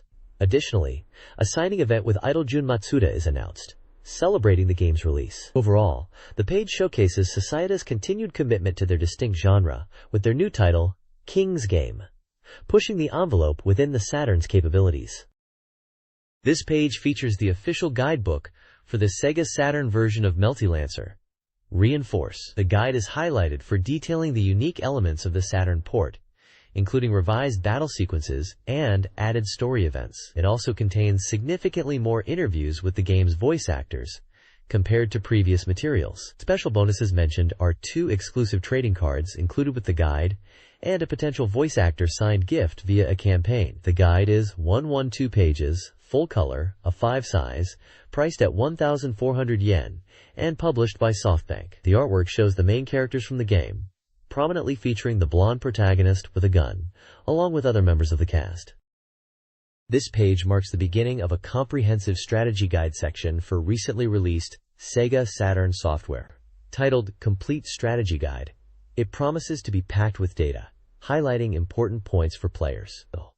The artwork features two female characters in striking blue and gold outfits, wielding futuristic firearms. The character on the left bears a strong resemblance to the protagonist from Melty Lancer, suggesting a focus on that game, which is indeed listed among the titles covered. The guide section includes coverage for several key titles, including Super Robot Wars, F. Final Chapter, Revolutionary Girl Utina, Story That Someday Will Be Revolutionized, Melty Lancer, Reinforce, Dragon Force 2, Shining Force 2 I, Scenario 2, The Targeted Child of God Baroque, and GT24. This selection indicates the magazine is providing in-depth information for a diverse range of popular and notable games available on the system at the time. The copyright information at the bottom indicates the content is from 1995-1998 by Tenki Company, Limited, and 1998 by Imagineer Company, Limited. This page delves into the strategy guide for Super Robot Wars F. Final Chapter, focusing on the game's later stages. It explains how clearing specific scenarios leads to the ground and space teams merging, after which players face a new route split, internally referred to as the DC route, and the Poseidal route, for clarity in the guide. Unlike earlier splits, the entire team follows the chosen path. A significant portion of the guide covers the benefits of fully upgrading your units and weapons. It reveals a particularly valuable mechanic. After achieving 10 stages of weapon upgrades, further investment can unlock entirely new weapons, often powerful map, multi-area program, attacks. The guide includes a summary table, showing which weapon upgrades result in these new additions, noting the substantial cost involved. It also highlights that fully customizing a unit's overall stats provides a special bonus, allowing players to choose from options like increased HP, EN, movement, mobility, or terrain adaptation, adding strategic depth to unit development. The information emphasizes that smart investment in upgrades is crucial for success. Episode 64 of Super Robot Wars F. Final Chapter, The Gundam Called Devil, focuses on strategic deployment and character interactions. Deploy Doman and Rain immediately, upgrading Rising Gundam's armor and HP. Prioritize a downward advance to trigger enemy reinforcements necessary for maximizing rewards. Dokuga executives appear as a passive third force, potentially assisting if ignored, but offering extra funds if defeated. The Devil Gundam appears on turn 5, followed by Master Asia. Having Doman confront Master Asia unlocks key dialogue. Recruiting Allenby requires Rain defeating the Nobel Gundam, transforming it into the Walter Gundam, and then triggering a specific Rain injury event before finally defeating the Walter Gundam. The Devil Gundam's defeat can occur through a standard battle or a special event involving a God Gundam versus Devil Gundam showdown. Episode 65 of Super Robot Wars F. Final Chapter, The Shining Universe, requires destroying all enemies to win, defending your base. The recommended strategy is to let enemies approach. After clearing the initial wave, characters who went to space get bonus express. The Ideon team and the solo ship join. Gundam Wing characters leave. A solo event battle follows, with Doman in God Gundam fighting the Walter Gundam. If Walter Gundam's HP drops below 30%, it is defeated. Prepare for future stages by equipping spacebound units and upgrading Ideon's melee weapons. The page also outlines how to unlock a hidden Evangelion route, accessible after clearing a specific mission. To access the hidden route, certain conditions must be met, including Shinji's sync rate being higher than Rei's, not recruiting Quatre, preventing a specific event, and EVA Unit 01 going berserk at least 5 times. The page includes visuals related to these events. This page delves into a strategy guide for Episode 64, The Fire is Blazing, in Super Robot Wars F.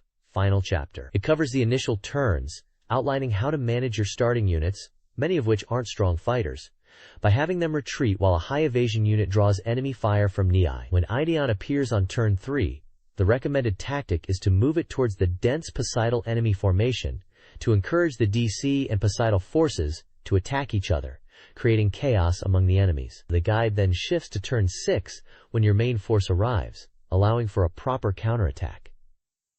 A key point highlighted is not defeating Origins too early. The page explains that the enemy's retreat pattern for Sergiopis and the Poseidal army changes depending on whether Orsage is still on the map, when Sergiopis's HP drops below 80%. Keeping Orge alive initially helps funnel the retreating enemies towards the map edge, making them easier to corner and defeat later. Screenshots show map layouts and character portraits for Nasi and Giran during battle quotes. There are also details on unit reinforcement timings and stats, but the core strategy revolves around manipulating enemy AI using Ideon and the specific conditions surrounding Orsturboj and Sergio Epis. The guide also briefly mentions an alternative strategy using Ideon's powerful map weapon for faster enemy clear, though it carries the risk of raising the Ideon gauge too high. Episode 65 of Super Robot Wars. F. Final chapter, Sortie, Gunbuster, focuses on Gunbuster's arrival as the key to victory. Players must defend the Exilion until its HP drops below 40%, triggering Gunbuster's appearance. Utilize powerful attacks, especially homing lasers enhanced by Sure Hit and Hot Blood, to quickly eliminate the initial Buff Clan enemies. Heal the Exilion before Gunbuster's arrival. Defeating the Buff Clan forces before turn 8 summons both DC and Lundombel forces, while Gatamova Zan's survival until turn 8 only brings the DC, making it less favorable. Defeating Mashheimer Cello causes the DC to retreat. After battle, experience is distributed, potentially upgrading units like Getarobo Gag, Mazinger Z, or adding Mazinkaiser. The episode concludes with the temporary departure of Gunbuster and Exilion. Focus on reorganizing parts and strengthening your remaining units. Episodes 66 and 67 of Super Robot Wars. F. Final chapter require complete enemy annihilation. Episode 66. Cleared past, and then, emphasizes swift enemy elimination to trigger retreats and avoid Uja's dangerous attacks. Defeat enemies quickly to fulfill retreat conditions and avoid Uja's attacks. Beware the Poseidal force's retreat triggers and incoming reinforcements. Special events include Camille's recovery and the departure of Rain and the Rising Gundam. Real Path players gain Kichura and a new Gundam weapon. Episode 67, Sorrowful Katru, also focuses on enemy annihilation, with the added loss condition of mothership destruction. Strategic enemy retreats are key. Zydrum/Butrafar, Org Baryu, and Sergi Appas all trigger retreats. Focus on the map's center, but avoid clustering. Katru cannot be persuaded, and should be saved for last. After clearing, a new Gundam/mass production new Gundam is added, mirroring the previous episode's Real Path rewards. Quote, this page dives into the SEGA Saturn adventure game Revolutionary Girl Utena. Someone will revolutionize the world, focusing specifically on the crucial first day, Day 22, and how player choices impact the story and character parameters. The game begins with the protagonist transferring to Otori Academy and meeting key characters like Utena and Anpekthi. The initial interactions are highlighted, showing scenes in the classroom where the player can ask Utena about her gender or whether she has a boyfriend, influencing subsequent events or parameters. Screenshots feature Utena and Anthe, as well as other characters like Sayonji and Wakaba. The article details branching points, such as choices made during Sayonji's violent outburst towards an Avinthi in the fencing hall, where the player can choose to intervene or observe. These decisions are shown to affect things like Utena's heart's nobility parameter. Later interactions include meeting Wakaba and discussing concepts central to the series, like the Rose Bride and duels, often linked to the mysterious Rose Seal ring worn by duelists. While the first day is mainly character introductions, the choices made here set the stage for later events and reveal different facets of the characters. The article also hints at developments beyond Day 24, suggesting the game offers significant story progression and multiple paths. This page provides a detailed walkthrough for Day 22 in the SEGA Saturn game Revolutionary Girl Utena. Someone will revolutionize the world, outlining the day's significant events and the choices available to the player. The guide covers interactions during the evening at the Masquerade Ball, including meetings with characters like Miki, Tuga, Sayonji, and Juri. Specific dialogue options are shown, such as praising Miki's eyes or thanking Tefenking Tuga, which lead to parameter increases for those characters. The page also notes events like receiving a challenge. Following the ball, the protagonist is suspected of being a culprit in the student council room. Players can choose to investigate the real culprit, affecting the parameters of Utena, Tuga, Juri, and Wakaba, or attempt to deflect the suspicion with a gag, The late-night events detail a humorous scenario where the protagonist's bed is missing, presenting the choice to sleep with Utina, which increases her parameter, or sleep alone. The guide uses symbols to differentiate choices that impact the heart's nobility parameter from standard dialogue choices, and marks save points. Screenshots feature Miki, Tuga, Sayonji, Juri, and the characters Utena, Anthy, and Chuchu. The focus is clearly on how player decisions directly influence character relationships and game progression on this crucial day. Day 23, in Revolutionary Girl Utena, marks the protagonist's increased freedom. Players can explore school locations and choose to interact with characters, branching the story based on their choices. A key event is the arrival of Chigusa Sanjoin, which initially lowers all characters' heart's nobility, but can be mitigated by influencing Chigusa's parameter. Available activities include socializing with Wakaba, attending classes, observing clubs, shopping, and having dinner. A late-night midnight event is crucial for future plot developments, where the protagonist, unable to sleep, may encounter Utena, Tuga, Sayonji, or Chigusa. Dinner in the East Hall Dining Hall allows interaction with student council members and Chigusa, impacting heart's nobility. The guide also hints at Day 23's 3 big shower scenes, with Juri, Miki, and Utena, with Juri's scene linked to club activities and the others remaining secrets. Day 24 is the crucial turning point, significantly impacting your heart's nobility stats and setting the stage for the game's ending on Day 25. This is when key character events finalize your relationship progress. Chigusa Sanjoin's actions escalate, negatively affecting character relationships, with her disruptions in soccer, cooking, and date interference becoming more severe. Ignoring her worsens the situation. Successfully navigating Day 24 allows for positive interactions with desired student council members, leading to their specific endings. The player must manage Chigusa's interference while increasing Utina's heart's nobility. The day involves diverse events, including character encounters, club activities, and unexpected incidents. The ultimate confrontation in the duel arena is nearing. This page covers Melty-Lancer Reinforce, a SEGA Saturn title. It explains that the game spans 2 years, with the player character, Melty, starting her career as a regular investigator. How she performs and her status at the end of the first year determine the storyline and scenarios she experiences in the second year. This particular guide focuses on the Inspector arc, achieved when Melty's parameters are well balanced. Key elements discussed include Melty's advancement through the ranks, which is based on earning external evaluations displayed on the status screen. As she gets promoted, she receives new equipment, giving her an advantage in combat. The guide also touches on the importance of relationships with other characters, indicating that their facial expressions change based on how friendly they are, influencing interactions. Gameplay involves selecting a partner and a mission each week. The guide highlights that compatibility between Melty and her partner for specific missions is crucial for success. Screenshots show Melty's stats, an event scene, her in power armor, and the partner and mission selection interfaces. There are also tables listing equipment received at each rank for the Inspector arc, and detailing which characters are proficient or poor at different mission types. This page continues the guide for the Inspector arc in Melty-Lancer Reinforce, focusing on the second year starting in 2089. It introduces key characters from Milky Mart, including the manager and department heads, who become significant players in the storyline, although their major roles unfold later in the year. The guide emphasizes promoting Melty early in the year during this relatively calm period. Notable events detailed include a syndicate pursuit in May, which leads to a rooftop battle at the Milky Mart, requiring players to monitor character stamina. The guide also highlights a valuable swimsuit photoshoot event during a patrol in July, offering a chance to see partner characters in swimwear regardless of relationship level and gain valuable points with the girls. Character art shows Randy, Angela, and Sakuya in various outfits, including swimsuits and a ballerina costume. The page provides an event list for the Inspector arc from March through August 2089, detailing dates, event names, and associated characters or choices. It lists significant occurrences like Melty's promotion to Class 2 Investigator, various patrol duties, guarding missions, and specific character-focused events, some of which involve making choices that impact gameplay or relationships.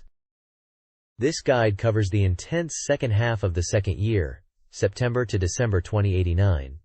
In Melty-Lancer Reinforce's Inspector arc, Patty becomes a focal point, scouted as a singer, and subsequently targeted, resulting in frequent combat. Players should prepare Randy, focusing on HP and PPP, and replenish stamina before battles. Key events include Patty's successful audition, her subsequent tiredness, and the revelation of Vem's criminal activities. A crucial plot point revolves around Randy's solo fight, while the other girls defend against brainwave attacks. The arc culminates in a rescue mission to save Patty from the Syndicate, involving battles with allies. The guide also stresses the importance of Patty's private events prior to this period to unlock her ending. The narrative emphasizes the high stakes and plot twists centered around Patty during this time.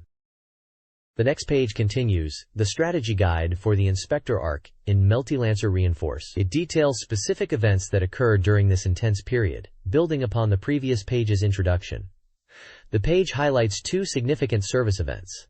The first, Service Event 2, covers various summer activities throughout July, featuring Randy, Patty, and Lancer enjoying the season in different swimsuits. The text notes changes in their attire from the previous year and emphasizes capturing these moments, with character expressions being key to triggering certain scenes. The second, Service Event 3, is presented as the final major service event, taking place on December 25th, Christmas Day. It outlines the conditions for this event and lists the best choices for interactions with several characters, including Sylvie, Angela, Sakuya, June, Nana, and Melvina. The core of the page is a chronological event list for the Inspector arc itself, spanning September through December. This list details key plot events, such as briefings, investigations, and searches related to Patty's storyline. It specifies the dates, involved characters, often indicating all girls, whether battles occur, and if player choices are presented. This section is crucial for players navigating the arc,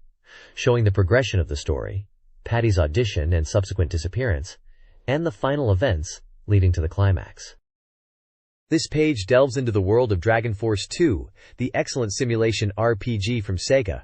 It was released in Japan on April 2nd and is recommended for all ages. The page highlights the 8 distinct nations of the game world, detailing their cultural backgrounds and characteristics. Each nation is represented by its ruler's portrait and linked to real-world cultural inspirations, such as German, Spanish, Portuguese, Japanese, Italian, Chinese, English, Nordic, and French influences. This section provides a fascinating look at the diverse factions players can command. Additionally, there is a strategy guide section, focusing on the shortest path to victory for several rulers. This page specifically details the early steps for Gangas of Bozak, outlining key events like meeting an elder, engaging in demon battles, and conquering neighboring territories like Highland. The guide is presented as a flowchart with accompanying text, offering players a concise route through the early game for this character. The page is visually enhanced with the character portraits of the various rulers and some game CG images.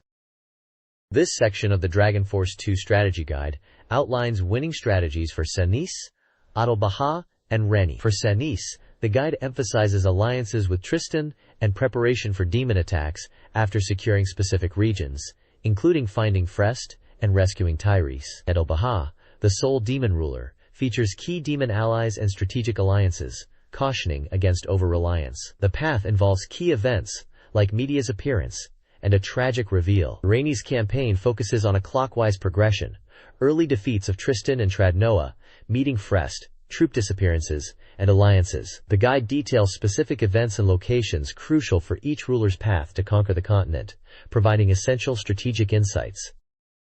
This page is a comprehensive guide for Shining Force 2I Scenario 2, specifically covering Chapter 4, Defiled Holy Land, and the ensuing Battle 16 at Elbesam Plain.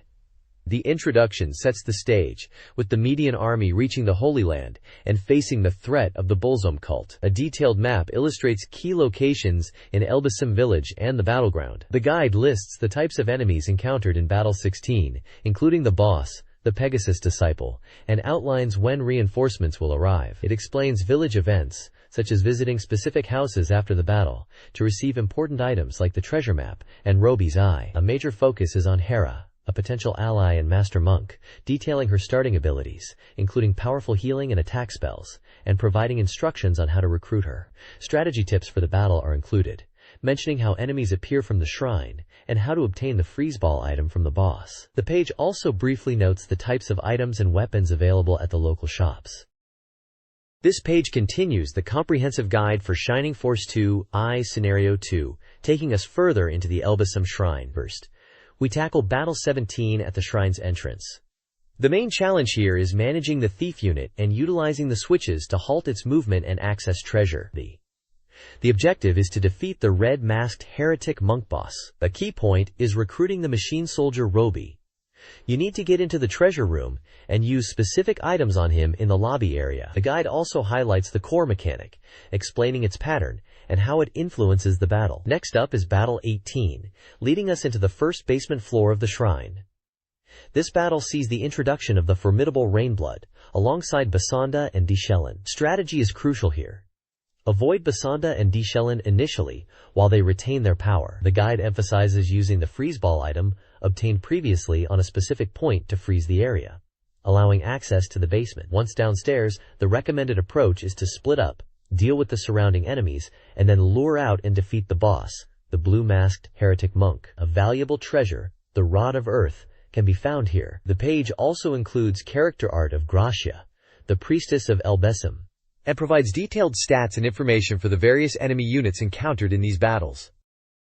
This page provides a comprehensive guide for the dark and atmospheric RPG, Baroque. The text highlights the game's deep narrative and the mystery surrounding its true ending, encouraging players to fully explore the world and utilize the provided information. The page features two main sections detailing item mechanics. The first is a table illustrating the effects of throwing various items at the malformed entities encountered in the game. It covers different item categories such as swords, coats, heart/meat items, fluids, stamps, bones, and parasites, listing whether they deal damage and what specific effects they have, including status ailments like paralysis, confusion, poison, or unique outcomes like blowing enemies away or triggering elemental damage.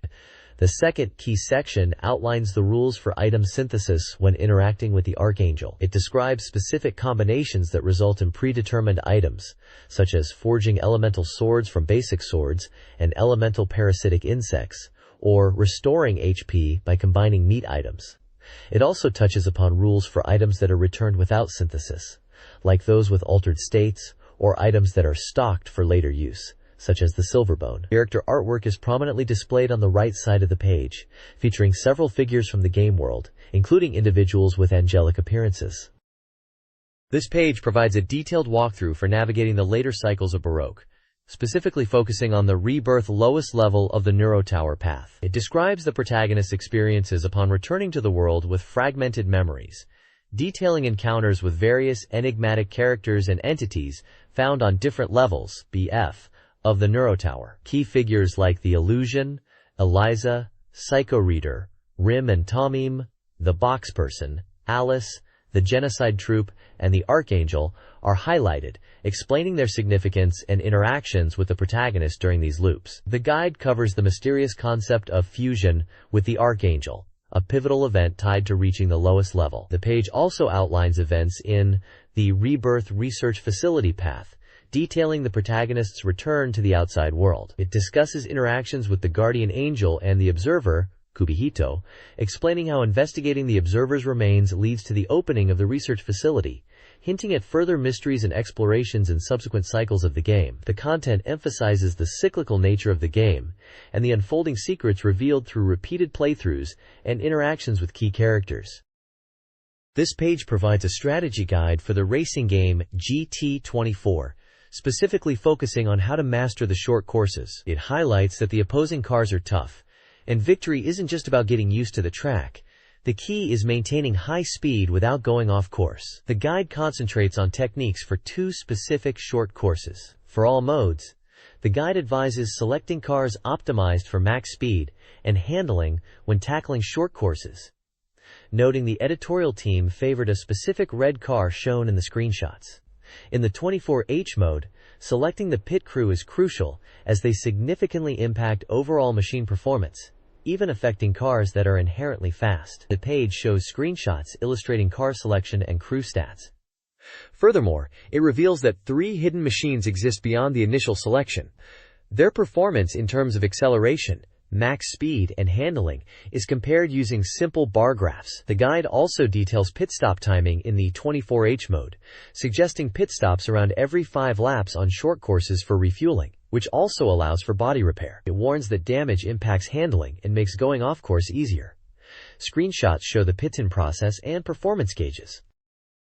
This page continues the strategy guide for GT24, focusing specifically on mastering the short courses. The guide emphasizes that while not the most difficult tracks overall, success here hinges on conquering the corners. The key message is clear: control the corners, control the short courses, and punch out a best lap. The page provides detailed breakdowns for both beginner and intermediate short courses, illustrating the crucial points with track diagrams and screenshots. For the beginner course, the strategy involves hitting the corner at maximum speed and then tackling the tricky final right corner. It advises repeated braking to manage speed down to around 260,270 km per hour, while aggressively turning into the inside line. Executing this correctly allows you to hug the inside wall before gradually correcting the steering and flooring the accelerator onto the home straight. The intermediate course analysis covers a sharp left corner right after the start line. While the basic cornering style for the second point is similar to the beginner's curve,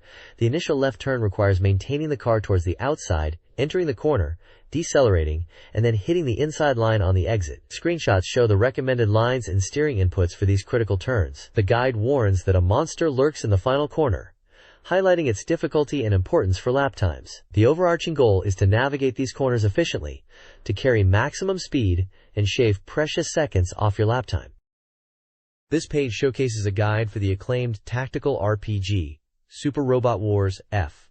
Complete Chapter. The vibrant artwork features a dynamic cluster of iconic mechs from the series, including units from Gundam, Mazinger Z, Getter Robo, Neon Genesis, Evangelion, Ideon, and many others, poised for battle. The guide is titled Super Robot Wars F Perfect Guide, Complete Chapter. It's priced at 1,400 yen, is a 5 size, contains 296 full-color pages. The text emphasizes the sheer scale of Super Robot Wars Fly, highlighting the diverse cast of robots and the monumental task of protecting Earth against overwhelming enemy power. It poses questions about how the heroes of the London Bell team will confront these threats and uncover the secrets lurking within the story. The guide promises a comprehensive strategy resource that fans won't want to miss. Key features of the guide are listed, including detailed strategy flowcharts, significantly expanded map strategy sections, a stated 200% increase in data volume, and revelations about hidden events within the game. A small image of the guide's cover is also displayed. The page lists various copyright holders, representing the many different anime and manga series featured in the game. This page dives into the latest bonus for members of the ELF fan club, a special Krydrom commemorating the company's 10th anniversary. This isn't just a simple data disk. It's packed with exclusive content, accessible via a slick menu that organizes a whopping 11 different features. You can check out a full, uncut promotional video for the SEGA Saturn version of the incredible visual novel, Yuno, a girl who chants love at the bound of this world, featuring the game's protagonist, Yuno, herself. There are also original screensavers for popular titles like Kakyusei, Underclassmate, and Otome, Filth, even including fun, deformed character versions. Get an inside look with an interview video featuring Kimika Furuyama, the voice actress for Yumano, and a contributor to this very magazine. For fans eagerly awaiting the Saturn version of Wordworth, there's a sneak peek into its production progress. Plus, for those without internet access, the CD includes a virtual experience of the official ELF homepage. The page also provides details on how to join the fan club to get your hands on releases like this, outlining the cost and application process. ELF themselves leave a message, encouraging everyone to check out the CD and reach out with feedback or inquiries via their support line. It's a great package for dedicated fans, offering a deep dive into ELF's world and upcoming projects. This page is all about the highly anticipated Langrisser V, which was a massive title for the Saturn. The top section highlights the project team's efforts leading up to its release, mentioning strategy guides and looking for fan feedback. There's a section titled UKKI Takada's Secret Session, which is the third installment in a strategy guide series, focusing here on conquering the game's heroines. They discuss the approach to heroines like Ramda, Brenda, and Claret, noting how strategies might change across different parts of the game. Claret is highlighted as potentially the easiest to conquer. The staff CG corner showcases some beautiful character art, featuring Claret from Langrisser V, commenting on her design and background. Further down, the Mexican Network on Satamaga section, the 8th installment, announces that Randius will appear. This seems to be about a radio show or network related to Langrisser, with details provided by John, including mentions of outdoor and CD recording projects listeners can participate in. Finally, the Love Illustration Corner features fan art of Langrisser characters. There's also a brief note about the FF Battle Revival. Idol Mahjong Final Romance 4 for SEGA Saturn celebrates the arcade version's success with expanded content. The Saturn version features 11 characters by Akatsuki Gomoku and offers both 2-player Ikasama mode for quick wins and a new 4-player free match mode. Promotional contests offer prizes like hug pillows and a non-commercial arcade board for arcade version clearers. A costume giveaway includes Saki Asizawa's pool bar outfit. The game includes encounters with characters like Haruran, potentially requiring specific conditions. The game's CD serves as a vocal album. The quiz challenges players to identify characters, with rewards promised after winning. Entry details for the contest are provided, catering to dedicated fans.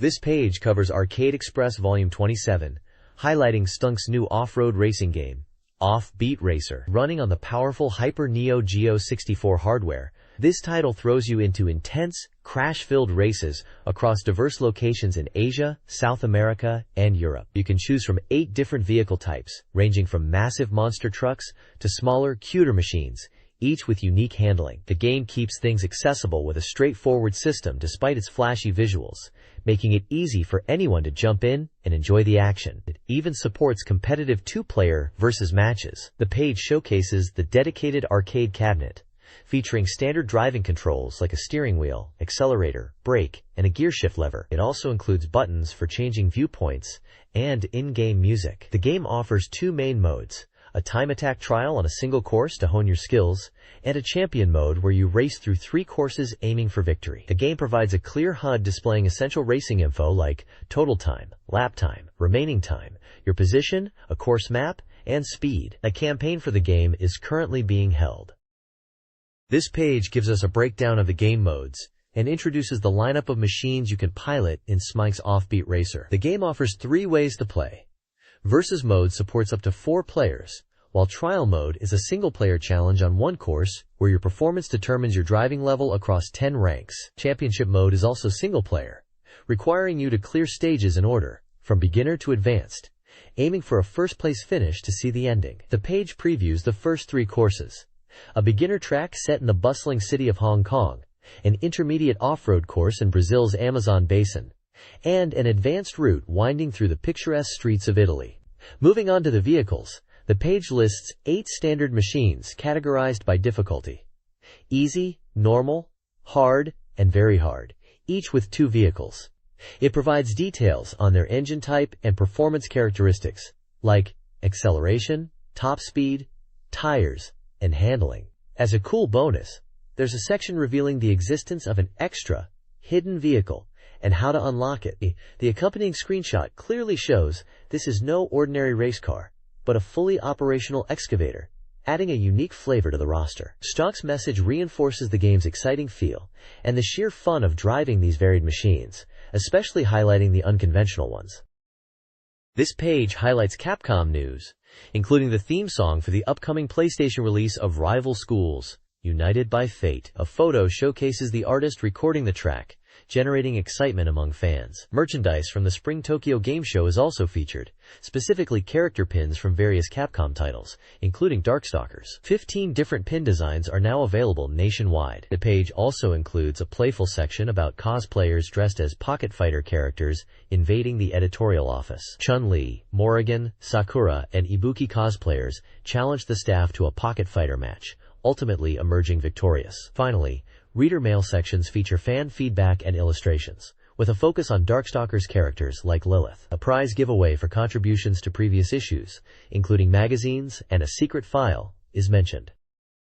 This page features an interview with the talented sound team behind 2 major Capcom titles, Darkstalkers 3 and Plasma Blade. Photos show the interviewees, Ryuji Iwai, Yoshinori Ono, and Tetsuya Shibata, from Capcom's Sound Group. The discussion covers the release of a new CD, titled Another Selection, for Darkstalkers 3, Available through the Capcom Friendly Club. This CD contains previously unreleased music from the arcade version, aiming to provide dedicated fans with a complete collection of the game's sound, especially when combined with the existing creds and the game itself. For Plasma Blade, the sound team talks about a new approach to the game's audio, aiming for a more flamboyant sound that aligns with the game's visuals. They discuss creating music that acts like a concert, pulling players into the action and enhancing the narrative flow from the opening to the ending. The interview also touches on the challenges of game music composition and hints at future projects involving releasing sound data from other Capcom games. This guide provides gameplay tips for Star Gladiator. 3 bundles of behind-the-scenes stories, offers 9 tips including mastering dash jumps and instant air dashes, avoiding risky wake-up habits, and evading attacks. It details how certain moves can turn opponents around, opening up opportunities for attacks. Vector and Omega's Mad Bullet is throwable after being guarded. The guide also addresses rumors about Saturn's strength, recommending tricky movements. It clarifies methods for achieving high hit counts, even if not true combos. The report also gives advice on plasma field usage. It details how to cancel plasma field into special moves for Hayato, Black Hayato, and Lion. Vector and Omega can use plasma field to trap opponents with downward laser blasts. For Blood and Shaker, landing a single fatal edge often yields more damage, while also noting that command throws can be linked into plasma field and air combos. This page features a special report on the highly rated arcade game Cyber Troopers Virtualon Oratorio Tangram, which is currently operating. It is presented as the 6th part of a basic controls master series, focusing on mastering the crouching turbo shot. The article highlights this technique as a new element and discusses how it differs from standing attacks, even though the visual appearance and screenshots might suggest otherwise. It explains the input method, involving moving both levers inwards and pressing a trigger and turbo button simultaneously. The article specifically uses Greisbach as an example, illustrating how the crouching turbo shot produces a completely different attack compared to the standing version, such as firing a large missile upwards instead of a spread of smaller missiles. The page also includes a feature about a summer poster giveaway, and a comment from Hajime Kotoki regarding the creation of the poster visual, detailing the design process and collaboration. The images display various virtuosoids and screenshots of gameplay, demonstrating the different types of attacks discussed. This page dives into another advanced technique in Virtual on Oratorio Tangram, focusing on the down attack. It explains that when you knock an opponent down, you get a chance to follow up with a finishing blow. While standard attacks can hit a downed opponent, the game introduces specific down attacks designed for this purpose.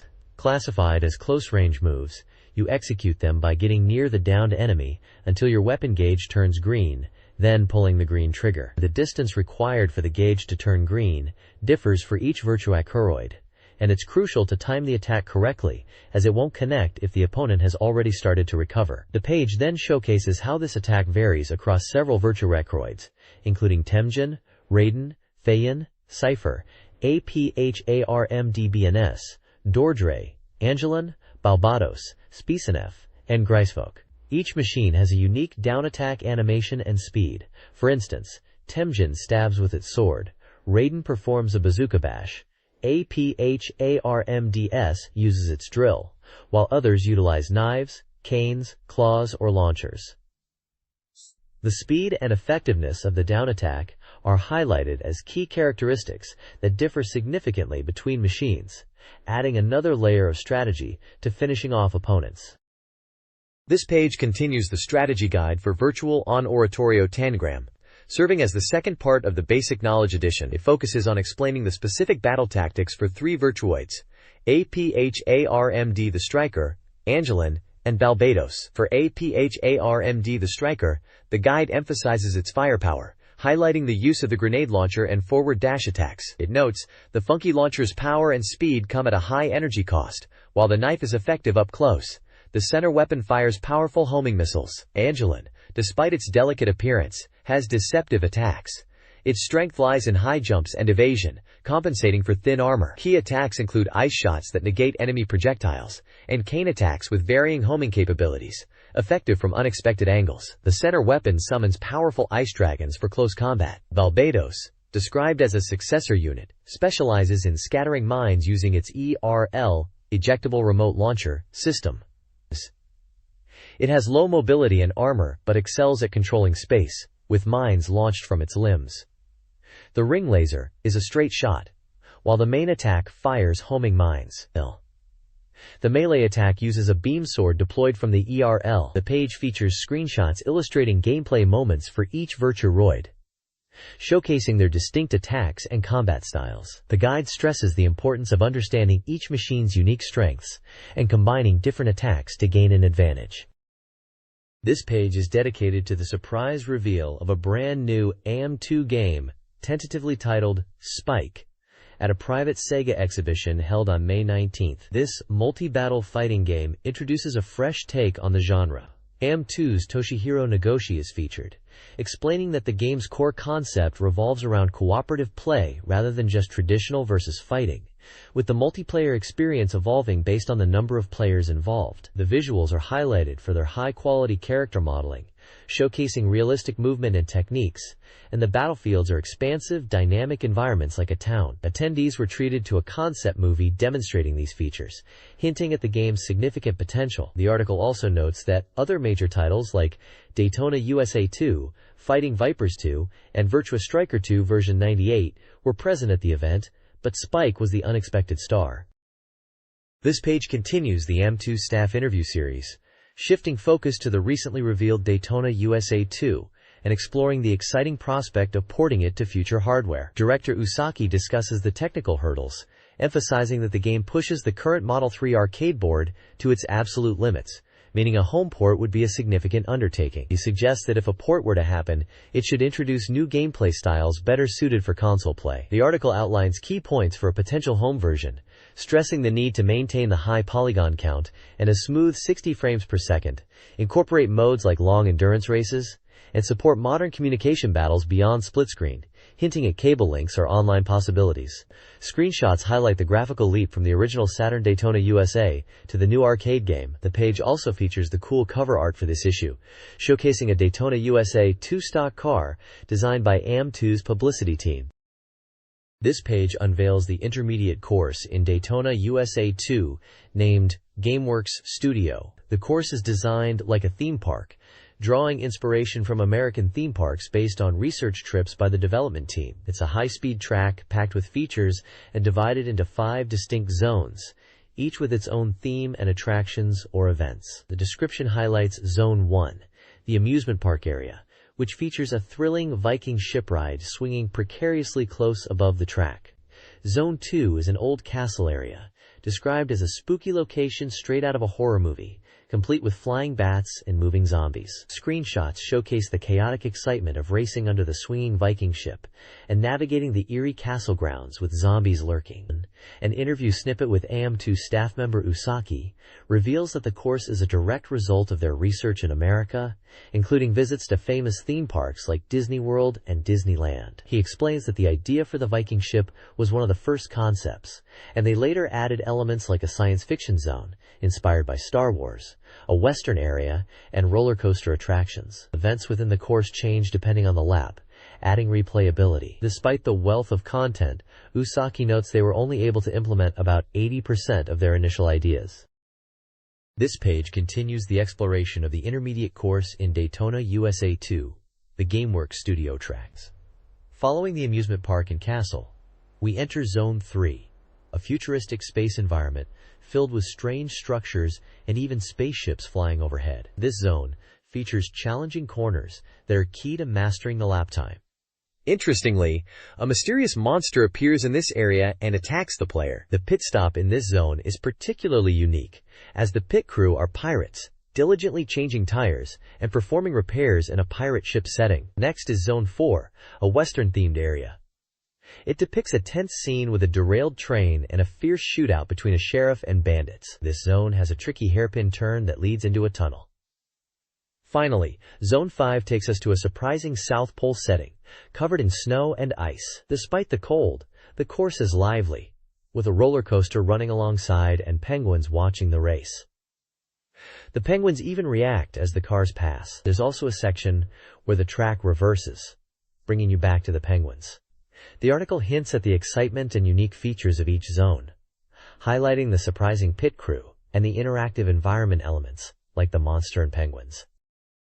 This page delves deeper into the immersive experience of Daytona USA 2, highlighting its impressive live broadcast system and the appearance of a real-life replica car. At a recent private show, the game showcased a detailed live monitor system that simulates a real sports broadcast, complete with dynamic camera angles and race commentary, making the race feel incredibly authentic. This system is presented as the SEGA Sports Channel, SSC, a fictional network that enhances the game's realism by providing race information like car positions and speed. Adding to the excitement, a real stock car, painted in the game's iconic yellow Scorpion livery with the number 41, was unveiled. This wasn't just a display piece, it was a functional car used for test rides at the event, allowing attendees to experience the feel of a real stock car like those featured in the game. The level of detail on the replica car, down to the sponsor decals, mirrored the in-game version. An AM2 developer commented that the live monitor system felt like watching a real American sports broadcast like ESPN, even suggesting features like driver interviews could be incorporated to heighten the realism, much like true NASCAR coverage. The page emphasizes how these elements combined to create a powerful, realistic racing simulation.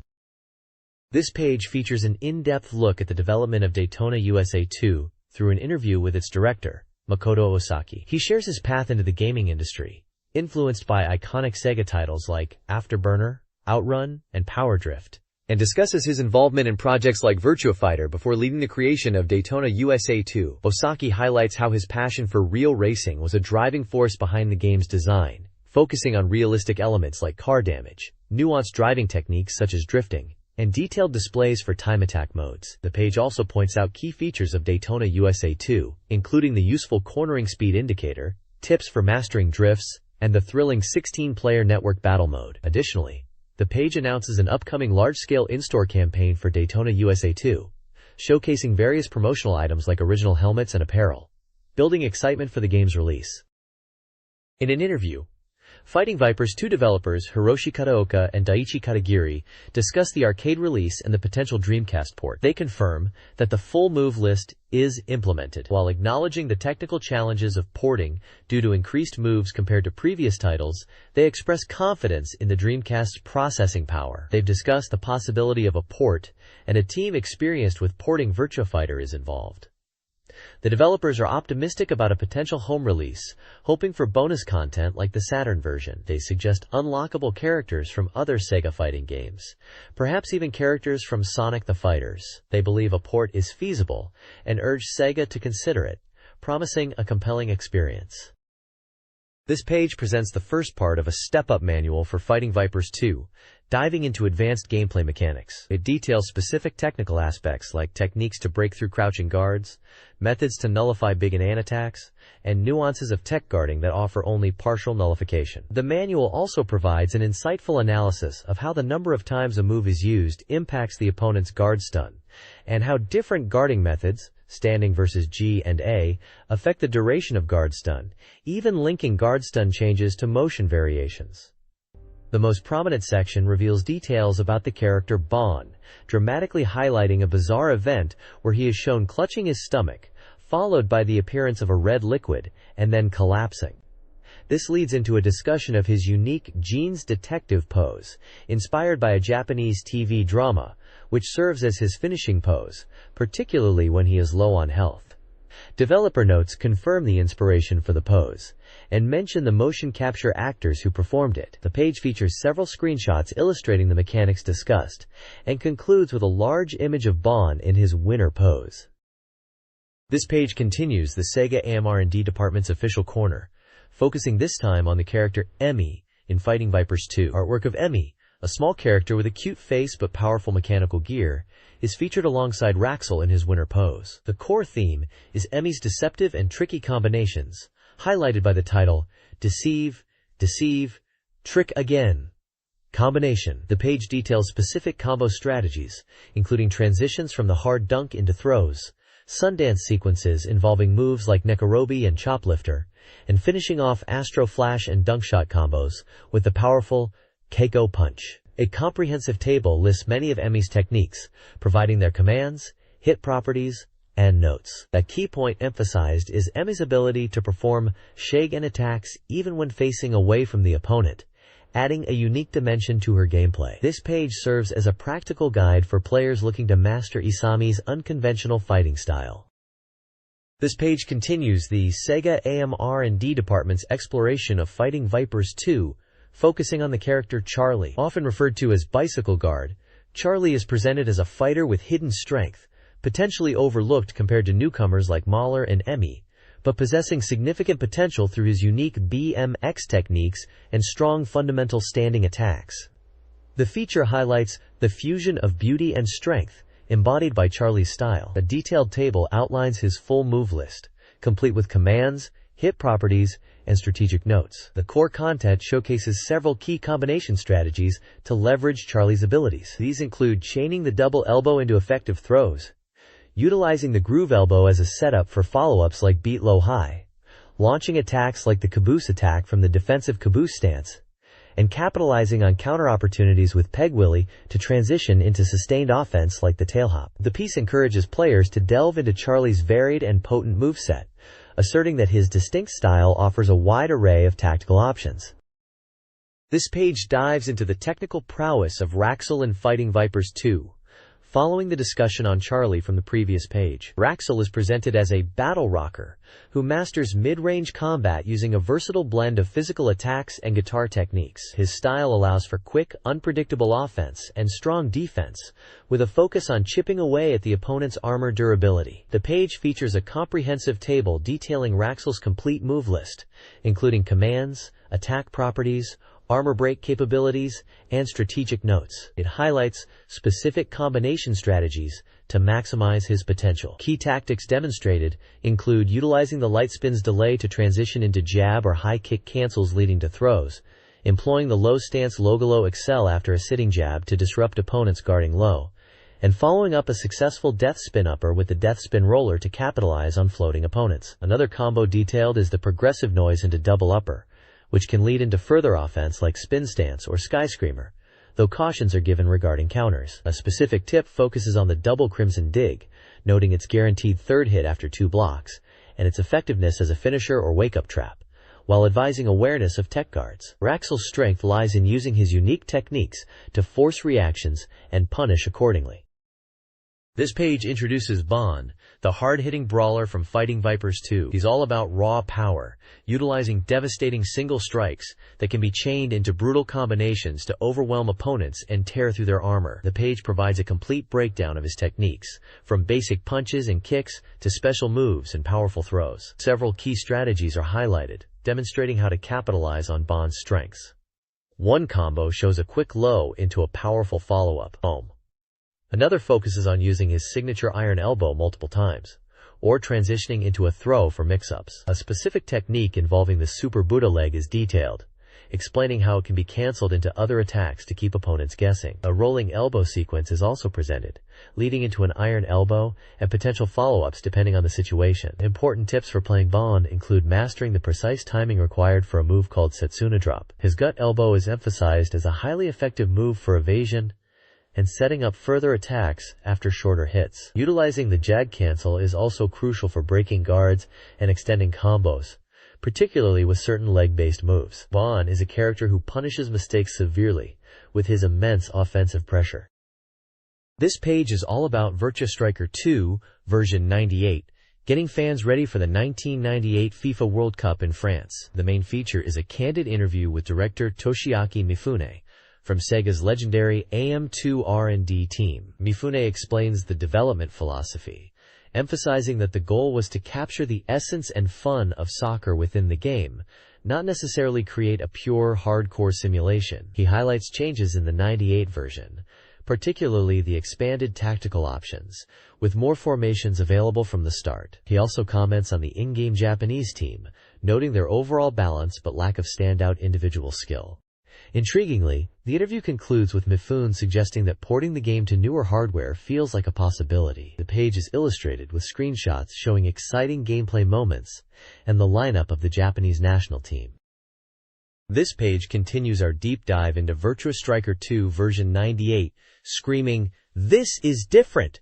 from the previous version. It immediately highlights several key changes to look out for. The goal rush replay sequence after a goal now includes detailed match statistics, letting you analyze exactly what happened. A major gameplay tweak is the enhanced freedom given to the goalkeeper, who can now execute different types of passes like punt kicks and underthrows, shown in helpful screenshots. This adds a whole new dimension to build-up play from the back. The page also announces the SEGA Virtua Strikers Cup 98, a tournament tied into the real-world World Cup in France, offering a chance to compete. Adding value for aspiring champions, there's an advice section featuring director Toshiaki Mifune. He shares 3 crucial points for success: mastering tactical selection, understanding the nuances of lever control, and recognizing that in this version, personal skill is important, but organizational play and teamwork are paramount. This reinforces the feeling from the previous page's interview that the developers focused on creating a game where strategic depth and team play shine. The screenshots effectively illustrate the new keeper actions and tactical situations. This page presents the second part of the SEGA Rally 2 Machine Guide, focusing on the formidable Mitsubishi Lancer Evolution Versus. The page features a striking real-world photo of the car in action on a rally stage, along with smaller screenshots showcasing it within the game. It delves into the history of the Lancer line, emphasizing its continuous evolution as a superweapon in the rally world, and highlights that the Lancer's story is intrinsically linked to Mitsubishi's participation in rallying. The guide discusses the key improvements made to the Evolution away, noting significant changes aimed at overcoming weaknesses and achieving high stability and drivability on various surfaces, including gravel. While numerically similar to its predecessor, the Evolution Versus boasts notable power and response upgrades. The article also touches on the Lancer Evolution V's performance in SEGA Rally 2, referencing drivers like Tommy Makinen and Richard Burns. A particularly interesting inclusion is an interview with Yoshihiro Kataoka, a real-life rally driver who competes using a Lancer, offering unique insights. The text traces Mitsubishi's rally history, mentioning their debut in 1967 and their first WRC appearance in 1974. Ultimately, the guide portrays the Lancer Evolution Versus as a highly evolved and powerful machine, both in the real world and within the game. This page continues the guide on the Mitsubishi Lancer Evolution Versus featured in SEGA Rally 2. It includes an interview with real-life rally driver Yoshihiro Kataoka, who discusses the appeal of rallying and his experience with the Lancer. Kataoka highlights the unpredictable and dramatic nature of rally racing as its main charm. He describes the Lancer Evolution as a machine that has steadily evolved since its early versions, fixing weaknesses and improving power and drivability. He contrasts it with other cars he's driven, noting the Lancer's stable characteristics. The page also provides further details on the Lancer Evolution Versus itself. It notes that while its basic specs are similar to the Evo IV, the wider tread, 40 mm wider on each side, is its most significant feature, leading to a wider body and a more Spartan look. Real-world photos of the car are included, alongside smaller screenshots showing the car in the game. The text also touches upon the history of Mitsubishi's rallying efforts, detailing the development of the Gallant VR4 and how the know-how gained from it contributed to the creation of the Lancer Evolution series, which began in 1992. This page reveals a hidden course in SEGA Rally 2's Riviera stage, centered around a pylon knockdown bonus game. Apparently, this hidden course is more like an extra game than a standard race, set up like a track where you knock down pylons for points. To access it, you must knock down the pylons placed just before the final corner of the main track. Doing so opens an entrance. Entering the hidden course stops the main race timer, and a separate timer starts for this bonus game. Access requires using the unlockable Lancia Delta or Toyota Celica. The objective in the hidden course is to score points by hitting pylons. Different colors yield different points. Red pylons are common and worth 100 points each, while yellow and green pylons are worth 200 points. There's even a mention of 300-point white pylons appearing under specific conditions. Achieving a high score here can reportedly get your name displayed with your machine on the course. Screenshots show the approach to the hidden entrance, the tunnel entry, and the field of pylons. Furthermore, the page details a no BGM mode. This allows you to play the game with only engine sounds and sound effects, removing the background music entirely. Activating it is simple. Just wait until the specified screen appears before pressing the start button. This mode is suggested for players who prefer minimal distractions to enhance concentration. This page presents a weekly horoscope feature titled, This Week's Hakozaka Style Fortune Telling, covering the period from May 29th to June 4th, written by Hakozaki's mother, who has over 2 decades of experience and is apparently consulting with the editorial department. A section called This Week's Lucky-san is highlighted, featuring a character from what appears to be the Idol Janshi Tsuchipai series, a mahjong game known on the Saturn. It discusses the character's birth date and highlights relationships, suggesting an analysis based on the game's characters. The main part of the page provides horoscope readings for all 12 zodiac signs, split into separate forecasts for males and females.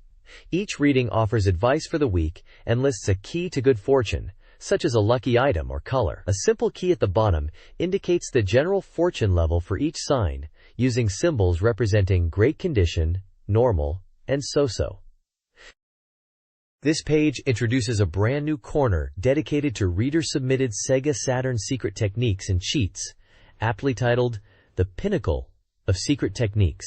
Submissions are ranked, with prizes ranging from SEGA Saturn software to book coupons. The first section focuses on the battle simulation game, likely cutesy Honey Flash, Shara de Cute, detailing combinations of character parts players can use to unleash powerful special moves, encouraging experimentation based on the visuals provided. Following this, the page kicks off Those Secret Techniques once more, a feature revisiting notable cheats from past Saturn titles. The spotlight for this inaugural volume is on the mecha simulation game Gungrafon Eurasian Conflict. It highlights that a sequel was recently released and presents several useful cheats for the original game. These include commands to instantly trigger the ending, gain unlimited resources like ammunition or jumps, manipulate enemy visibility on the radar, either making them disappear or powering them up, remove environmental objects from the radar, and even a specific quirky cheat related to making a windmill spin rapidly in a particular mission area. Finally, the page features a call for readers to submit their own secret techniques and cheats for any SEGA Saturn game,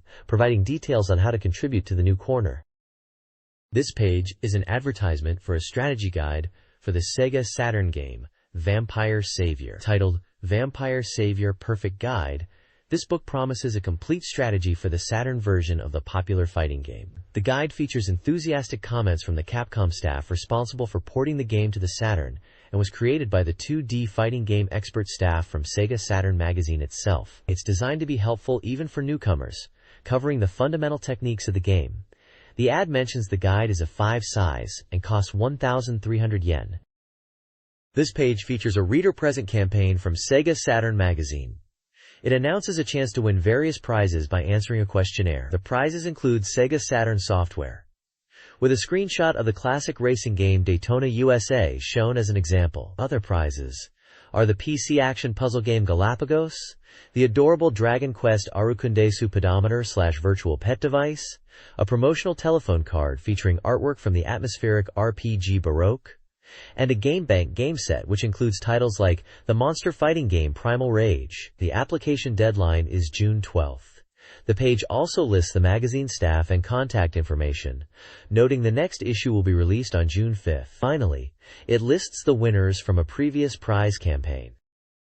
This page unveils the simulation RPG Black Matrix for the SEGA Saturn. The striking artwork dominates the page, showcasing a cast of anime-style characters, notably a central female and male figure with large white wings, set against a dramatic background. The game is set in a world ruled by the logic of darkness and the 7 deadly sins: pride, gluttony, greed, wrath, sloth, envy, and lust. The narrative follows the plight of a boy with white wings, persecuted in this world dominated by beings with the wings of beasts, who despise love. A small screenshot provides a glimpse of the isometric gameplay perspective, showing characters in a detailed environment with a dialogue box featuring the protagonist, Luca. Black Matrix was scheduled for a July release with a suggested retail price of 6,800 yen before tax, developed by Flight Plan and published by NEC Interchannel. This page is a stark and intriguing announcement for the game D2. Dominating the center is a large, stylized orange D2 logo, a bold statement for the game's arrival. Below the logo, the text confirms its release window: coming in winter, 1998.